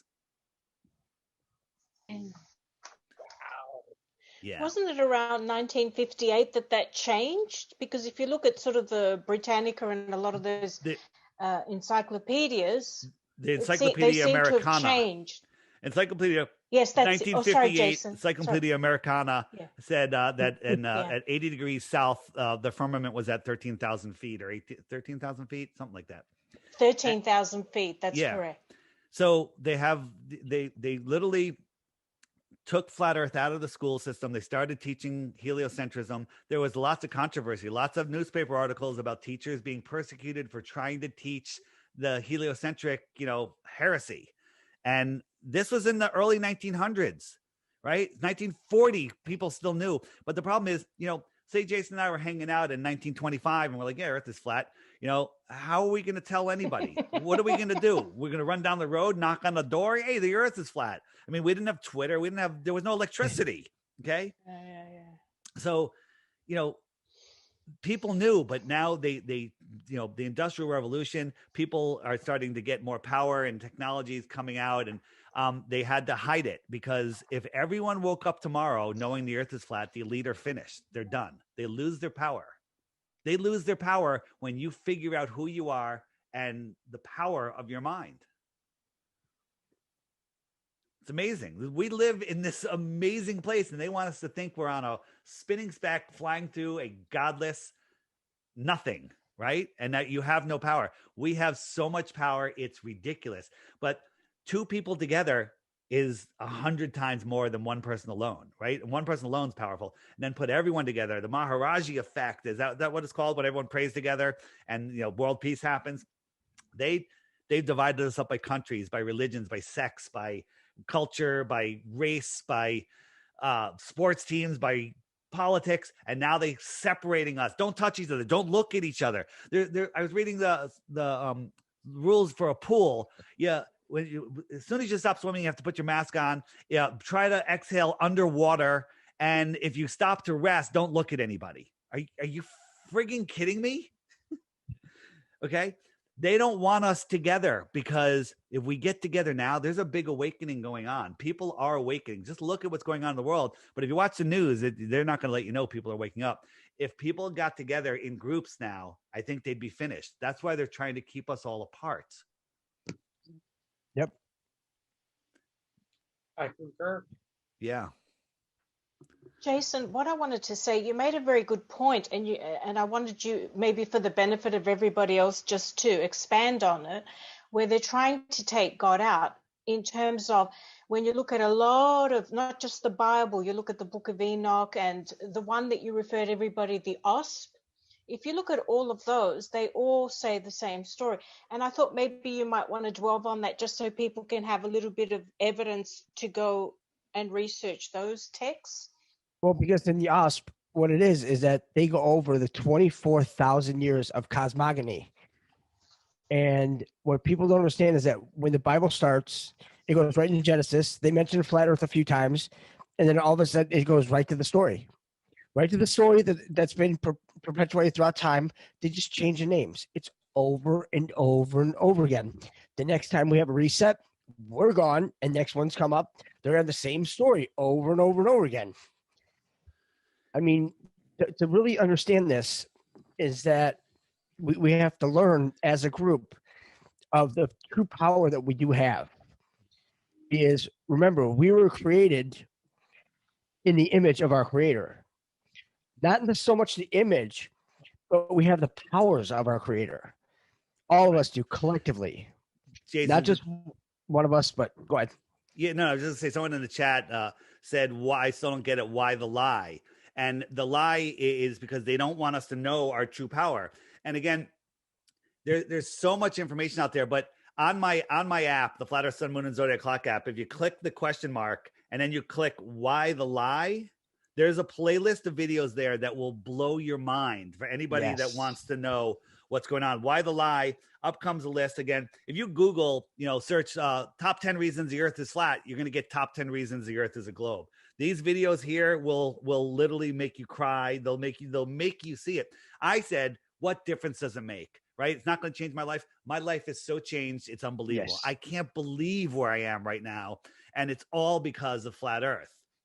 Okay. So the why the lie is amazing. And then it's, I tell people, take the Flat Earth Challenge, watch the daily video every day. You can also hit the little archive button next to it, and that gives you all of the videos for the last 2 years. So that'll keep you going. But if you really want to jumpstart, you hit the web button, and then on the middle right, it says full-length videos. Hit that. These videos are fantastic. These are like feature-length videos. Grab some popcorn, hot chocolate, bring the wife and kids, sit down, watch these puppies. And, because you don't want to be a flat earther alone, and anybody that watches these will end up being a flat earther. So there you go. And again, and there's nothing wrong with being a flat earther at all. There isn't. CIA is just another psyop.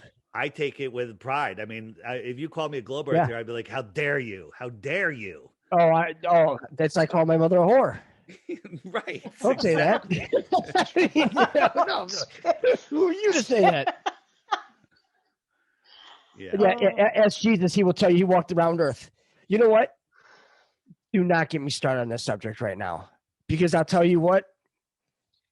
You're not going to like how that one ends. I'll flat out tell you. There's two people that hate this: the Romans and the Jews. Don't get me started, because we have the proof. We're not stupid. We went through this. We went over this, and I have no problem blurting it out. But we're not going to do it here. Let me give Saturday. Here's my opinion on religion, or division. There's two things that you have to obey here. There's two rules. Don't break anyone else's free will.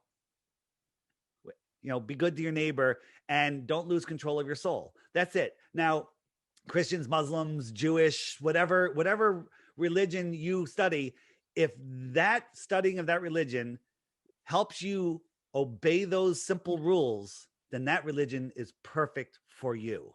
You don't have to force it on anyone else, and it is the right thing for you. If you obey those rules, don't break anyone's free will. Don't lose control of your soul. Don't sell your soul. I believe the elites have lost control of their souls, and they're using us to create their world, because their soul gives you your passion, gives you that energy that manifests in the world. Well, these soulless creatures are controlling us and having us to create their world. Because it wasn't their soul to sell. It's ours collectively. It's Yes. our soul The as soul- one. It's a Once they sold their part, it infected us. right. It's a piece of God within us.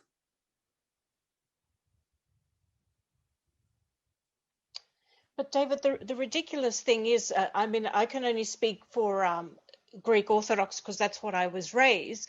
But all the depictions of icons that are in front of a church have a dome, and always Domes everywhere. Christ is in the middle with his light body and so on. And as you know, Jason alerted us earlier on, there are so many passages in the book of Enoch, in the Bible. It's not just in Genesis, it's in the Proverbs, it's in Job, it's in the Psalms, it's in Isaiah, that tells us it's a dome.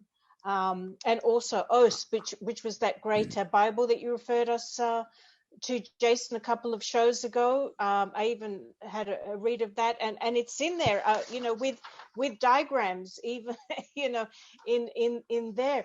So from, you know, the Greek Orthodox point of view, I always thought it was a dome flat. So flat. I mean, I never learned any differently, and that was what I saw in the icons up above in the church. So I don't know how religion kind of lost that. Well, you know, religion got hijacked. It got hijacked, and they used it to control. It's all about control. You know, some of the things that they do in churches and temples and everything, it's insane. But you know, I believe that I'm more Christian. I've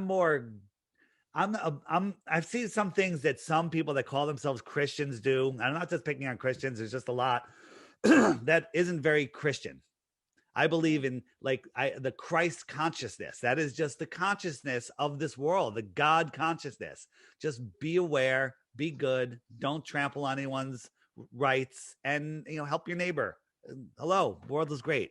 And use this gift of this experience here to expand the mind of the creator.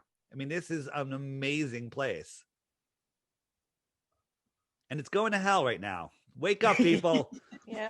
It's a real shithole. Lift your vibration, everybody. Yeah. Right? And we have the power. We have the power. If everybody saw this, Exactly. and here's the funny thing is, I woke people up to the New York event, the Boston event, the Connecticut event, all of these things, and people go right back to sleep because it doesn't affect them every day. But when you wake someone up to flat earth, they totally change, they see it, and they become warriors of truth. Okay. So that's why I'm pushing this information. People are sharing my app. You can gift it to other people. You can just link it to them. There's a share button in there. Everyone that gets the app that takes the challenge becomes a flat earther. And once they become a flat earther, they start seeing through all of these other hoaxes. They start realizing that, you know, they're controlling our mind with cartoons. They're literally controlling our mind with cartoons, right? All of the pictures of planets are cartoons. And I'm stalling because I can't find the picture I was trying to pull up seamlessly, and it's gone. And they're dismissing history. yeah. That's what they're doing. They're completely disregarding it. Just take a minute, Cartoons. David. It's fine. Well, it's the same thing. No, it's all right. I sometimes when I'm talking, Cartoon. it's easier. There it is. Here's one. Your mind is infected with cartoons. Yeah, it's amazing. These are equally cartoons. They're all cartoons. And that's how they control our mind. They have us living in fear. This is a fear satanic model. The soul lure system to steal your soul away. And they know people are not going to do the research. Right. And that's where people fall into the trap of believing what they're told. Crazy. And you know, the images of Earth, the images of planets they give us are absolutely ridiculous. I mean, I showed you those frying pans. Those are better than some of the stuff that NASA shows us.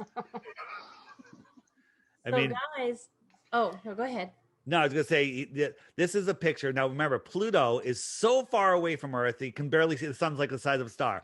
The spaceship that took a picture of this full Pluto happened to catch it at the perfect time when it was full.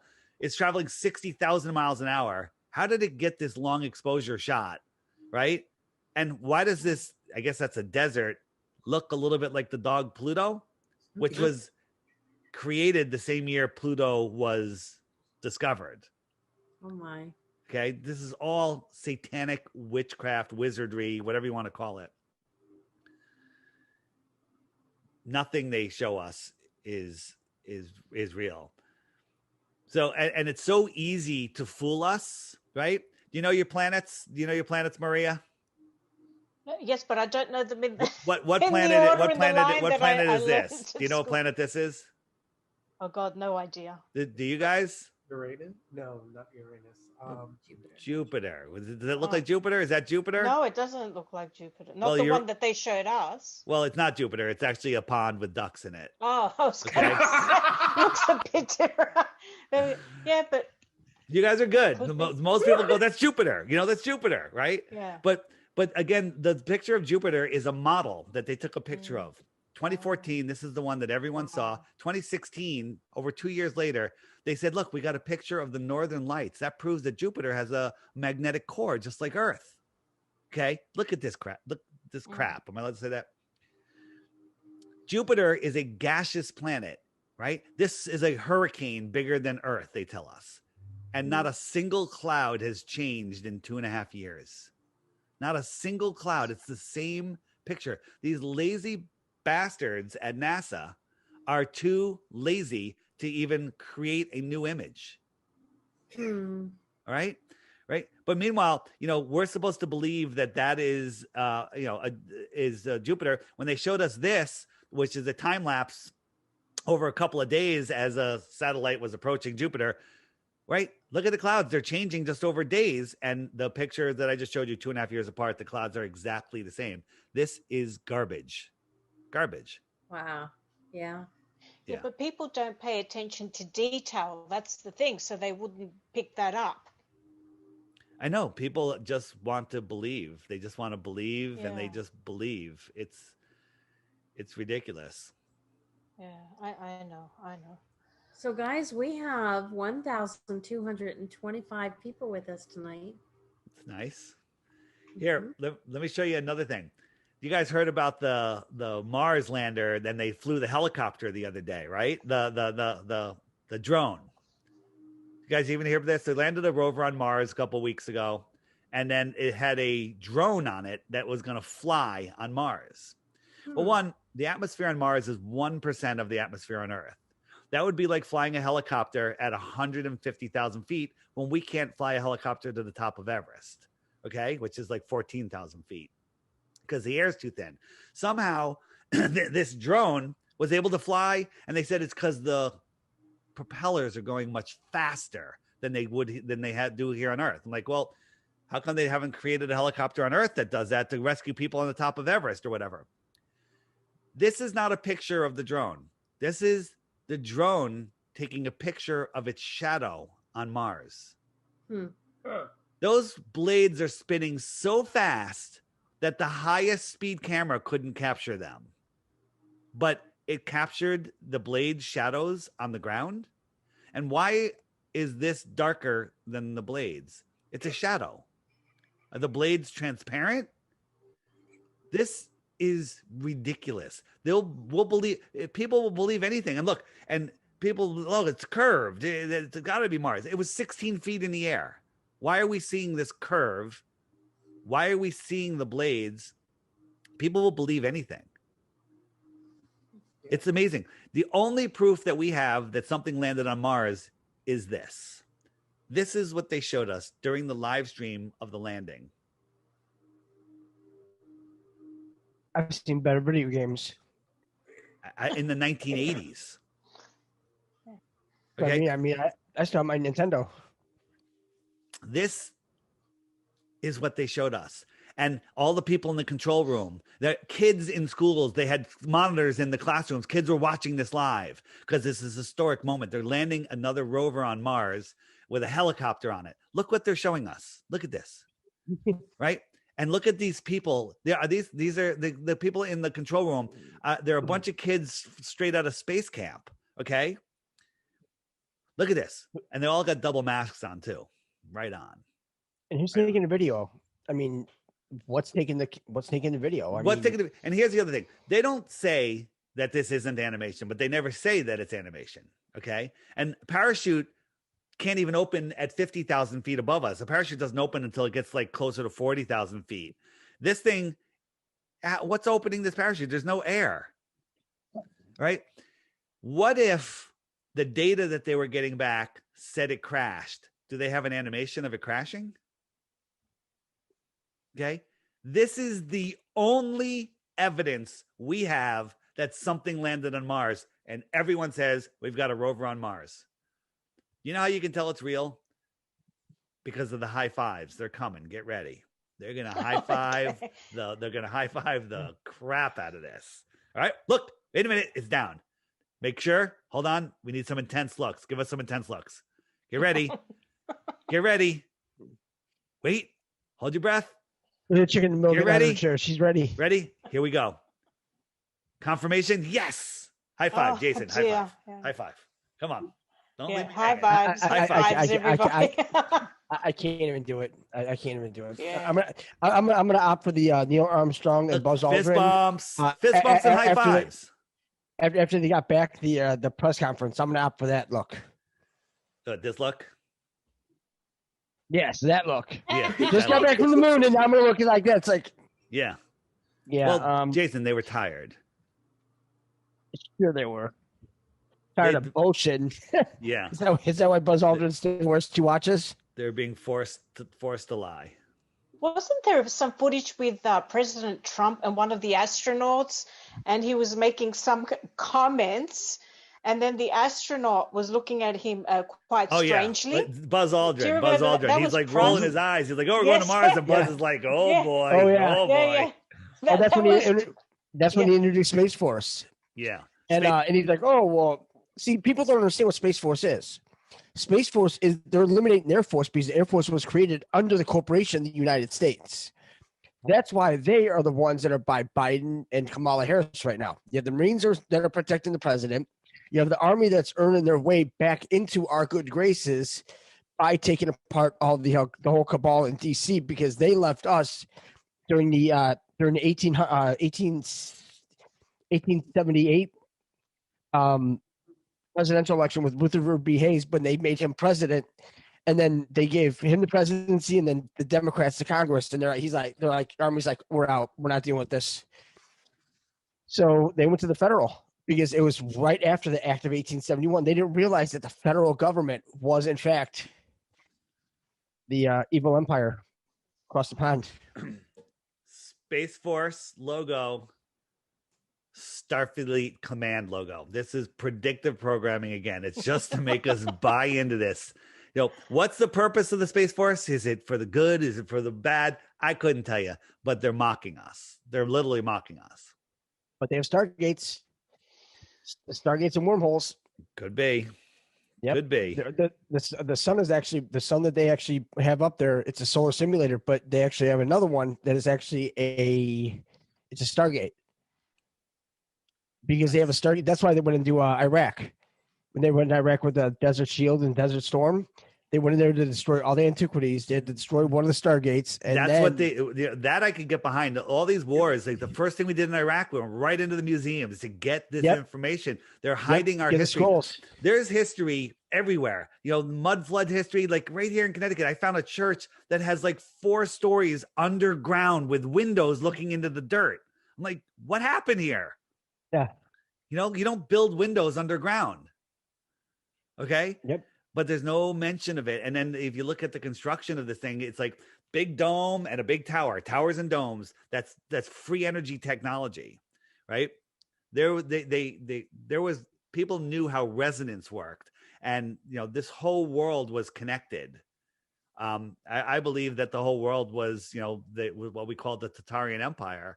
And there was some reset that happened in the late 1800s, and they reset the world, and the people that came out on top decided to hide the world from us. Yep. Because if you notice, what was it? Well, this goes back to the Finger Lakes. And that whole thing, we'll go into that Saturday. We're having a big Q&A Saturday again, Cool. but because Kelly and I hosted a Q&A on Saturday, Dave, and it's about 5.5 hours long. Wow. And yeah, well, we had to do it in 3 phases, but could have kept going. But we're like, we'll just do another one next week, and it's just straight up Q&A. Everybody can ask questions, but the information that we got for all that, in case it's like this. These 2 documents right here. Now, this has nothing to do with the flat Earth, but remember how they keep on saying 23 pain, right? Would you want? Because remember when we went over what the whole their plan was? It wasn't the COVID at all. It was they were looking for the pneumonic plague. They were going to spread the pneumonic plague amongst us, right? Well, Pain 23 in this book, it's an overview of defense against the effects of chemical and biological warfare agents, right? Mm-hmm. Now, Pain 23. Wouldn't this is because you know what, we can even prove it with the math, and you guys are gonna be like, no, it's like, yeah. So, chapter 23, plague, right? Plague, yeah. And they do have the pneumonic plague listed. Wow. It starts with a P. It's PP, pneumonic. The P is silent. So, using math, we'll go ahead 3 chapters, right? What do you think that chapter has? Q fever. Wow. I mean, you can't make this up This up. at all. You can't make any of this stuff up. It I would be mean- too insane. I'm sure you guys probably don't watch TV, but there's no need to watch TV, to watch movies. The world is insane, and it's better than any programming out there. Just look out the window. Just look what's going on in this world. You couldn't write content this good. Not at all. All too good. We're living in the Black Mirror. That we are. All right. What else you guys want to know? Whatever you want to say. It's all you, my man. All you. I like bringing up the space shuttle. You guys remember the space shuttle, right? The space shuttle, no human has ever been on the space shuttle. That external tank is a blimp filled with helium. Okay. That's why they need the most These helium. people are nowhere near this, but the editing makes it look like they're right there. Okay. They're so far away that it's this big. They can barely see it sticking out over the trees, right? But they make it look like this is the view that they have. This is not the view that they have. Wow. This fence would be atomized from the heat and the propulsion, 17,000 miles an hour propulsion coming out of there. The fence doesn't even wiggle. No, it doesn't even move. That has 300 mile an hour will rip concrete out of the ground. It will pulverize trees. 300 miles an hour of room temperature air. That's 20,000 miles an hour of superheated thrust. So this thing goes up. Why isn't all of this smoke getting obliterated? This is a blimp. It's the reason it rolls over on its back and flies away, because the blimp is lighter than this inflated nonsense. There's nobody on there. Okay. So here's the thing. I cut this. It's going, and then about a minute or so, they say it's 30 miles down range. You can hear them at 30 miles down range. You hear the noise and everything.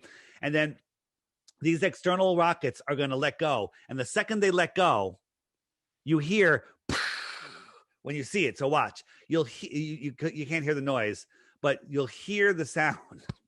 If you just look this video up, if you just Google space shuttle launch, you'll get this video.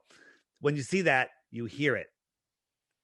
If it was 20 miles downrange, not 30, you wouldn't hear that for 90 seconds after you saw it. Just like thunder and lightning, right? It would take 90 seconds for that sound to get back to you in 20 miles. Okay. But you hear it at the exact same time. You're watching a film. by NASA. And this thing's going 17,000 miles an hour, or give or take. How's this thing going sideways at 17,000 miles an hour? Okay. Why is it going parallel with the Earth? Wait, because it's going to go right down into the ocean. It's not even that far away, and it's moving maybe 100 miles an hour. Okay, if that. Now you have to think of the aerodynamicity of the space shuttle. It's not aerodynamic at all. If you think about like a regular jumbo jet, a 747, it's kind of bulbous. You know, it's got a big blunt nose, and then you think about the Concorde, it was very pointy, and it went Mach 2, I think. Right? You guys remember the Concorde? Yep. But so the fastest airplane is the SR-71. This thing is like a razor blade. Couldn't even have paint on it because it gets so hot from the friction. Even though it's this aerodynamic, the friction heated it up to like 500 degrees. Okay, that's what they tell us. And the paint would come off. It goes Mach 3.2. Any faster, and it'll rip apart. I think this is one of the images where it started to get damaged from the wind hitting this razor blade edge, was starting to rip it apart at Mach 3.2. Okay. This garbage can is going to go Mach 25. Okay. Mach 25. It's going so much faster than this thing. How is that even possible? It's impossible. And if you look at the, this thing has like a PVC pipe going down the side of it. This is a balloon. This is a thruster, but the major lift is the helium. And that's it. The astronauts are in another facility in a fake cockpit where they're getting the footage of the astronauts. It's all nonsense. And in fact, two of the astronauts from the Columbia disaster, or the Challenger disaster, one of them teaches at Yale. Yale. This one teaches at Yale. Yale. Exact same person. I have a She's speech. the same, yep. I have a She's the speech same name of- too. Yeah, the one when she was an astronaut, she made a speech, and then as a teacher, she made a speech. Same dimple, same eyes, same teeth, same voice, same inflection, same hand motions, everything. They have the same birthday. They have the same name. So do these guys. They work for university. Most of them work for universities. They have the same name, same birthday. Now, okay, maybe NASA's fascinated with twins and only gets twins for astronauts. How come none of these twins showed up at the funeral of their siblings? You know why? Because no one has a twin and they're not dead. So even the one that blew up in the 80s. This is the one. This is the Challenger. This Yeah, is this is Christine Challenger. McCullough, right? She now works at Yale, okay, as a law professor. Or I think McCall works at Syracuse, and Oh, yeah, that's right, Syracuse. yeah, I'm sorry. Syracuse because it's right in the Finger Lakes area. Yeah, That's why. yeah. And then How about and this that? guy has a no. This I think it was Dick Scobie. Sounds like of an aerial disease, but he has a corporate. One of these guys has a corporation, and when we brought this up, they changed it on his website. It was like flying cows or something, and he has an animation of a cow flying through the air with smoke coming out of its butt, and it does the same loop that the space shuttle did. Okay, and then when we brought that up, whoosh, website went down. Okay. Yep. That's just crazy.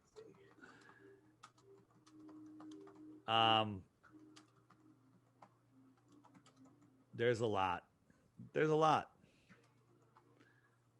Did you guys see this when this was in the news a month ago about this floating barge? Did you guys see this? Does that barge look like it's floating to you, Maria? It could be. It's an optical illusion, but all of the science shows and everything were reporting on this, and these astrophysicists, and they're talking, well, it's the atmosphere, the heat, and the refraction. They're coming up with all of this nonsense. This ship is sitting on the water. This is a wind line, okay? This is a wind line. The horizon is really here. This is just glassy water reflecting a nondescript sky. That's the horizon. This is just a breeze over the water, making a sharp wind line. It's called a wind line. This is a rock in the water. It's not a reflection of the ship. It's probably like 500 yards from that ship.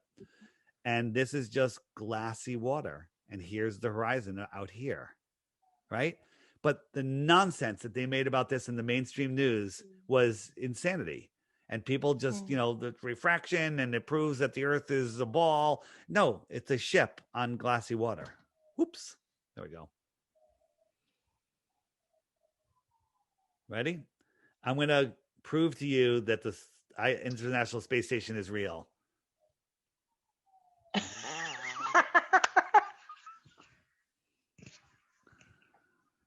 Okay. I'm on the space station. I'd shoot my electrician. I know. Look at this. Look at this. And they're It's always a running mess. around. A fooling around. mess. Look at this. This is insanity. Nobody would do that. Nobody. Right? The space Like Ray station, there's Charles. so much wrong with the space station. It's ridiculous. It's an impossibility. It's That's just, It actually looks like the electrical work here in Chinatown in New York. You see all these wires in the restaurants in Chinatown hanging like that. And you think, Yeah. how could this be safe? it looks like the street wires in India. I don't even know how that would be possible. You gotta see the guys floating through it. Yeah. Put that cable on their harness. It's that easy. Yeah. And all of the agencies that kind of rule the world, they're all using a flat earth map.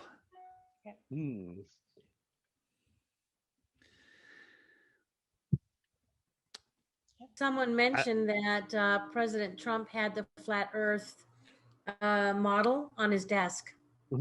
Very possible. And the White House has these domes and, in the windows. I mean, it's literally modeled after the flat earth.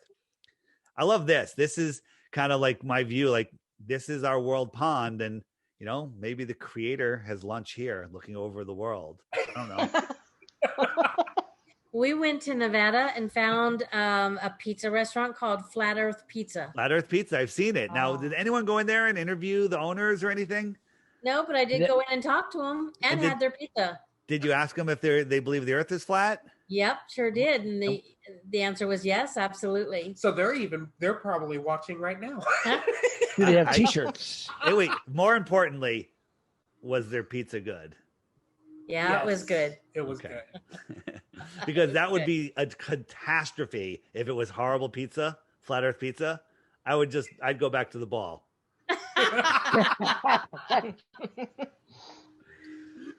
I don't So- know. It'd take more than just pizza to get me back to that. Yeah, that I guess stupidity. so.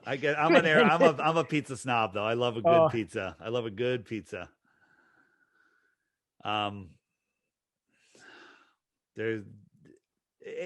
What gets me is how people can defend the ball.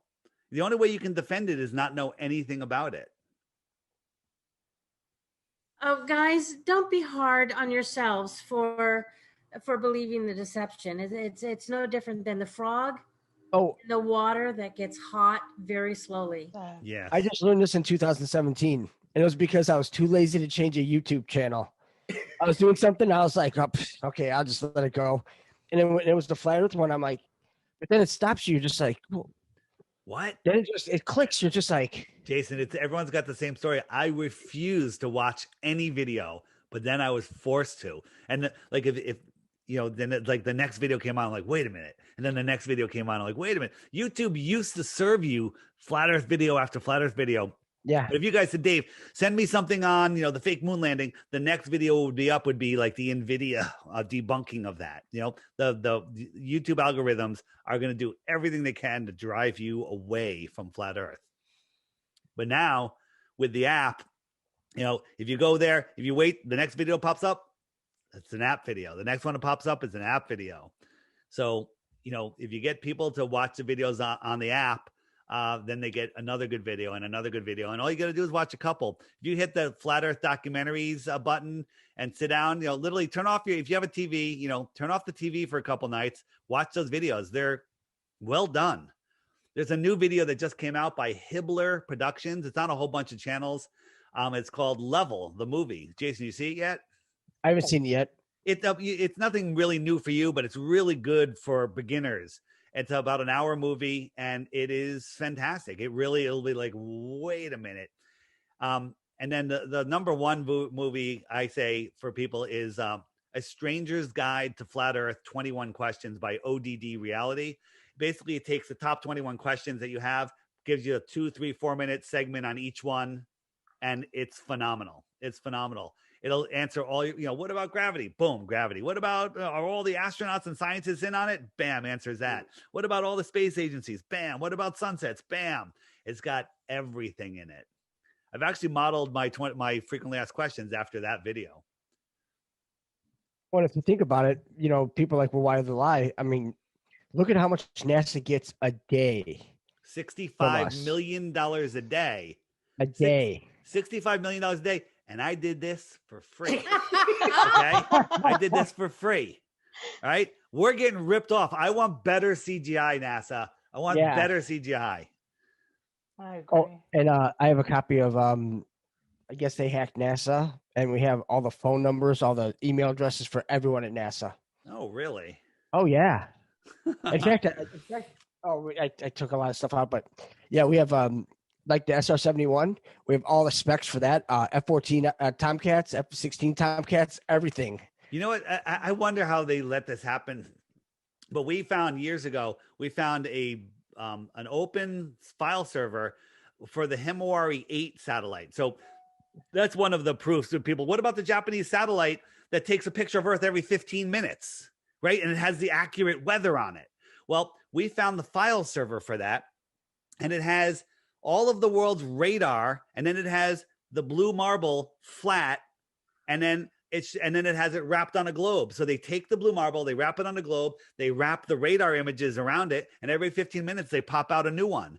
And we could see that they even add a day-night Terminator mask, because before they had the mask, we could see all the clouds, we can see all the everything. How is that possibly a real picture if it's dark? And then they put the mask on it, and then they release the picture. We found the file server. We exposed it. I think it's still, I don't know if it's still available, but the videos exposing the whole thing are out there, and people still, refuse to look. Crazy. People are loving this show, guys. Thank you. Anybody new to Flat Earth, get the app. Okay. It's a way to support me so I can do this full time. But it's more for you. The app is the best way to wake up to Flat Earth because of the YouTube censorship. It will save you time. And if you could spend 500 hours researching Flat Earth and you'll find 2 hours worth of good content. Okay. So if your 498 hours of wasted time are not worth $2.99, I don't know what to say. Jason's got it. I even have it in the flesh. Yeah. Yeah. I've had it for a while. I'm like, and then I found you did it. I'm like, when you have it, make sure you say yes to notifications. I know people hate notifications, but when you're a flat earther, you get the one notification a day. Basically, around 7 a.m. Eastern, you get a notification saying, "Hey, today's video is about this." And now you're like, "Oh, today's video is up." Bam! While you're having your breakfast, whatever, you watch the video and you're like, "Okay, I learned something new," or "Okay, I already knew that." Either way, it's a great way to start your day or end your day, depending on where you are on this flat plane. Either way, somebody's learning the truth, and that's all that matters. Yeah, and if you're unsure about the app, just go read the reviews in the App Store. Besides the one guy that goes, "My phone from 1999 doesn't work with your app." Well, no, it doesn't. Okay. Oh dear. Yeah. All right, guys, are we close to wrapping it up? Yep. Yes, sir. 2 hours and 11 minutes. Can I show you guys? I'm just sending it to the Wacky Wednesday. It's from Majestic 12. I just thought we'd put that up. What they say. Go for it. This is thank you to Jason Q here who introduced me to this document, and I have actually ripped it apart. I still haven't finished it. So what was that, Jason? I still haven't finished it. It's so long. I don't know if we can get it any bigger. Otherwise, we might just have to read. Um, I can read it. It says if you can't understand flat Earth, you sound like chicken feed intel. The flat earthers are not saying the planet is like a coin floating out of space. They're arguing it's a co-creation matrix, a realm of experience, a quantum pop-up book. Answer: the plane of existence you are referring to is Not associated. not associated with the colloquial. I'm reading this on the small ones. A colloquial understanding of the phrase flat Earth in any dimension higher than 3. Yet things can be perceived in being flat per se, even though that's only 2D, in which why flat Earth is a psyop. Because when they talk about the plan, like trust the plan, what a plan view is, okay? When you say trust the plan, a plan view is looking down on a 3-dimensional object. That's why when they give you that cutaway in science class, right? And they have the core, and they have like all the rings, like here's the crust and here's the magma and everything. That's the Earth. That's a flat model of the Earth. That's a true model of the Earth, but it's a plan view looking down at a 3-dimensional object because we're all 3-dimensional here. That's exactly what it is. That's what trust the plan means. Interesting. It's a plan view of a blueprint. So I would like to make a shout out to Darren. Darren, happy birthday. So it is his birthday, and he does have a question for you guys about the Milky Way. He wants to talk a little bit about the Milky Way. Milky Way, the candy bar. I prefer Snickers, but let's go for the Milky Way. Oh, God. I'm game. Go for it. The Milky Way, what it is? Well, the thing is, is that was the question? What is the Milky Way? He wants to know a little bit more about the Milky Way. The thing about it is the center of the Milky Way, right? That's Alcyon, right? That's our crystal sun. Now, there's a reason why we're way on the outer skirts of the Milky Way, right? About 360 trillion years ago, or 360 billion years ago, I believe, there was a fracture in the matrix, in the aqueous matrix, were parted, and then they made a Procyon phantom matrix. And what they did is that they took our Earth and everything, and they moved it to the outer parts of the galaxy, the outer parts of the Milky Way. Well, we're only held down by 3 stargates right now. And what happened was that we had to, because when we were infected, they just wanted to quarantine us. So they quarantined us out in the middle of nowhere. But because of all the wars that were here, there were electrical wars, nuclear wars. Don't think that the only wars that were here were caused by humans, by us. There were so many different factions here, so many different wars. It's not even funny. So what happened was that when we finally defeated it, what they're doing is they're pushing us back into our rightful spot into the Milky Way galaxy. That's why we're actually being moved. And once we actually are moved back into where in the Milky Way galaxy we belong for a middle drop, that's when we see a crystal sun. The crystal sun will in turn put our 97% DNA, the junk DNA, back together. That's why this vaccine is bad, because it cannot put your DNA back together because you had an operating system infected. That's why we're trying to tell people not to do this. If it infects it, you're not a product. You're not a creation of God anymore. You're a creation of man. You are a patent. Mm-hmm. That's why we stress this. I mean, just because, oh, well, you can't go to concerts. That's so 3D. I mean, like I give it, you could teleport, telekinesis. I mean, the shit you could do that we can do, we are able to do, that we've been given like the gifts of. Why would you want to go see somebody hit a ball with a piece of wood when you could teleport to other dimensions and other galaxies? Exactly. Go ahead, stick around like that. I mean, that's fine. Go ahead. But wait, some of us want to get the hell out of here. What about a guy hitting a ball with an iron club? They can go too. I mean, we had it with golf. It's like, hell, we can go do something else. There's tons of other stuff we could do. I want to ride a tauntaun. Bucket list keeps getting bigger. Hey, why not? You know, Crazy. and who's moving us? There are so many factions helping us right now that it is insane. If there's too many motherships above us right now, within the firmament that are protecting us, they're moving us. In fact, Jetson White. If you look up Jetson White on YouTube, he has an array of videos of all this going on. And what it is that they're on the backside, and we're getting like pushed back into our rightful space. Because there's a couple things that we have here that no other extraterrestrial being has on any other planet or galaxy. Coffee, chocolate, fermented foods. Sauerkraut, coffee, and chocolate. That's why they love coming here. Are you can't serious, or did you make that up? You cannot get that anywhere else in the galaxy. Those three. Wow. Stock up. They'll love you to death. Just saying. Wow. I keep stocking up on chocolate, but Paige keeps eating. I know, but it keeps on going away.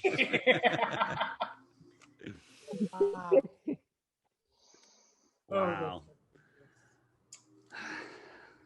I mean, even those pictures of Mars that you were showing us, David, I mean, if they showed us the real pictures of Mars, we'd see that there's, people living there. There's wars going on. There's all sorts of stuff happening there at the moment. That's an interesting story. I'm not so sure that I have any proof of that. Like when we zoom in on Mars with our modern cameras, we see something completely different than what they tell us. This is zooming in on Mars. I think Mars is an energetic entity within our Earth system. Now that's just here within us. Now, there may be lands outside of Antarctica in the outer space that they might be calling Mars, right? We're in the Apollo system in here, and then Mars could be the sun that's out there. So the extraterrestrials are living out on Mars and the lands beyond Antarctica. If we look at what NASA shows us, and again we know that NASA's completely full of it, but their images that they give us from Mars are ridiculous. This is from the original rover, and you can tell it's real because it's got a selfie of the rover. That's like NASA's like, you can tell this is from Mars, right? But this is Greenland. It's the same piece of land, right? It's so easy to fake. Greenland, Mars, right? Greenland, Devon Island, Mars. Okay. Just change the filter. There you go. Yeah. You're off to the planet. And again, we see them faking everything. So you catch them faking one thing, Fake it all. They're finished. They're faking it all. That lemon I showed you at the beginning, right? That is proving. Why are they faking a floating lemon? You know what that means? We didn't go to the moon. Who the hell has a lemon on the International Space Station anyways? They had just gotten up there with some fresh food. The Soyuz had just shown up, and they were bragging that they had some fresh fruit. I mean, don't they have like freeze dried shit that they use? Yeah, but that they were saying they got it. They're this world is nothing like they tell us. You know what I love is this. This is the real Earth, a real photo, and this is the globe Earth, a fake Earth. Fake, real, right? This is a photo from a balloon at 20,000 feet. We have a video that this was taken from. This is what Zoom gives you. If anyone has Apple TV, when it goes to the screensaver, they give you shots like this. It's the most ridiculous stuff ever, and people just eat it up. And why is that? People want to believe. Well, think about where they got the Apple logo from. I know. It was the bite of the apple from Garden of Eden. Same thing. That makes me bad that I love Apple products. I have all Apple products here anyway, so screw it. So we're going to hell. No, not really. We're in hell actually. We're in the abyss. Good point. Good point. So any place other than this is like made it. So everyone, those of you that are already flat earthers, spread the word. Don't be afraid. If you lose a friend, it happens, right? You lose a brother and a sister, it happens. Okay. But just offer the information, and some of them will take it. Some of them are NPCs and they'll never wake up. That's okay. That's their journey. Don't judge them. Let them have their journey. But there are people that want the information but don't know it's out there.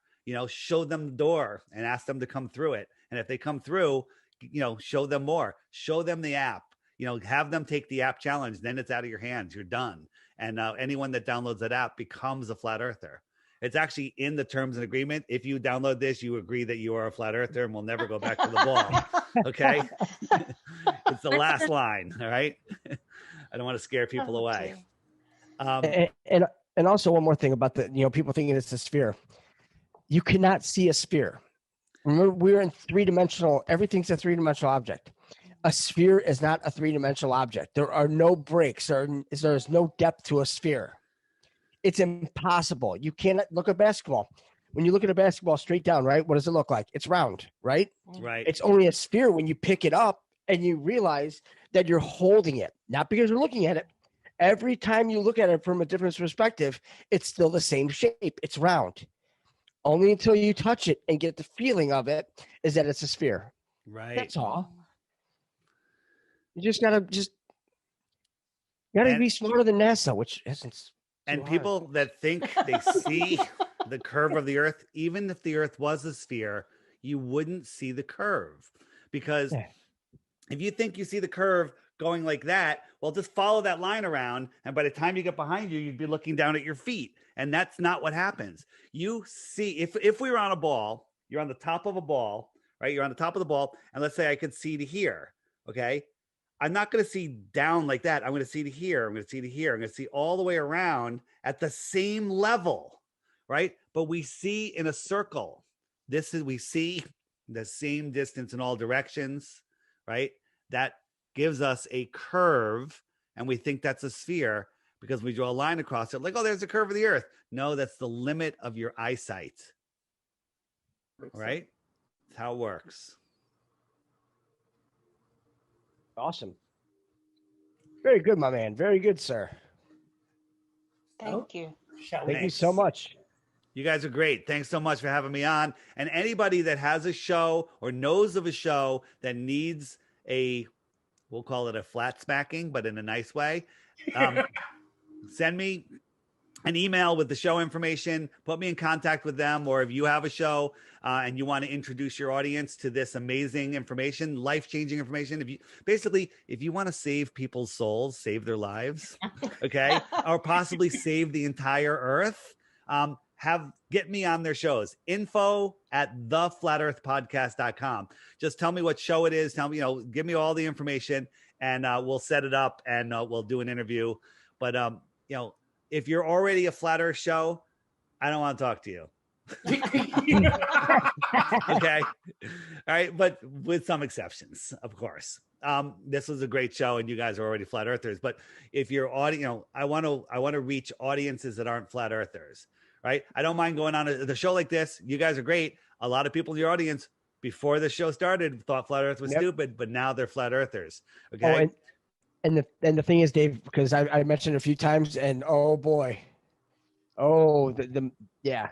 So that's why the show was a definite that that I wanted you to be on, and we wanted you to be on as well, because there was a lot of like questionable people, because one person can only say so much, but when you bring in another person that has more to bring to it, then they're more apt to understand to another level. Right. And for those of you watching this and reading the comments afterwards, there's a team of trolls that follow me everywhere and will comment on everyone's comment saying, I'm a scammer, it's all of this stuff, just crazy stuff, but they'll never offer a single proof of the globe. Not one. Go to their channels. They're empty content channels. They're nothing. These guys are trolls that follow me around. So anyone can say anything, but you have to show proof. If you think if you think flat earth is stupid, show me one proof of the globe and I'll give you a Bitcoin. One proof, Bitcoin, right? That's how you can get some people like, hey, take the app challenge. This guy's giving away a Bitcoin. Watch this stuff. check out the frequently asked questions. And then, if you got a proof of the globe, they'll give you a Bitcoin. I'm not worried about losing the Bitcoin. Oh, and by the way, do not bring up a globe. Don't run into your room and get a globe. Well, if you do, anyone that has a globe, anyone has a globe, go pick it up. If the sticker didn't come off, there's a sticker on the bottom of your globe that says, "Not for educational purposes, for decorative purposes only." Wow. Oh, I have this to say. Sit down, Jason. Yeah. Well done, Jason. And then he walked off. It's like, We walked in.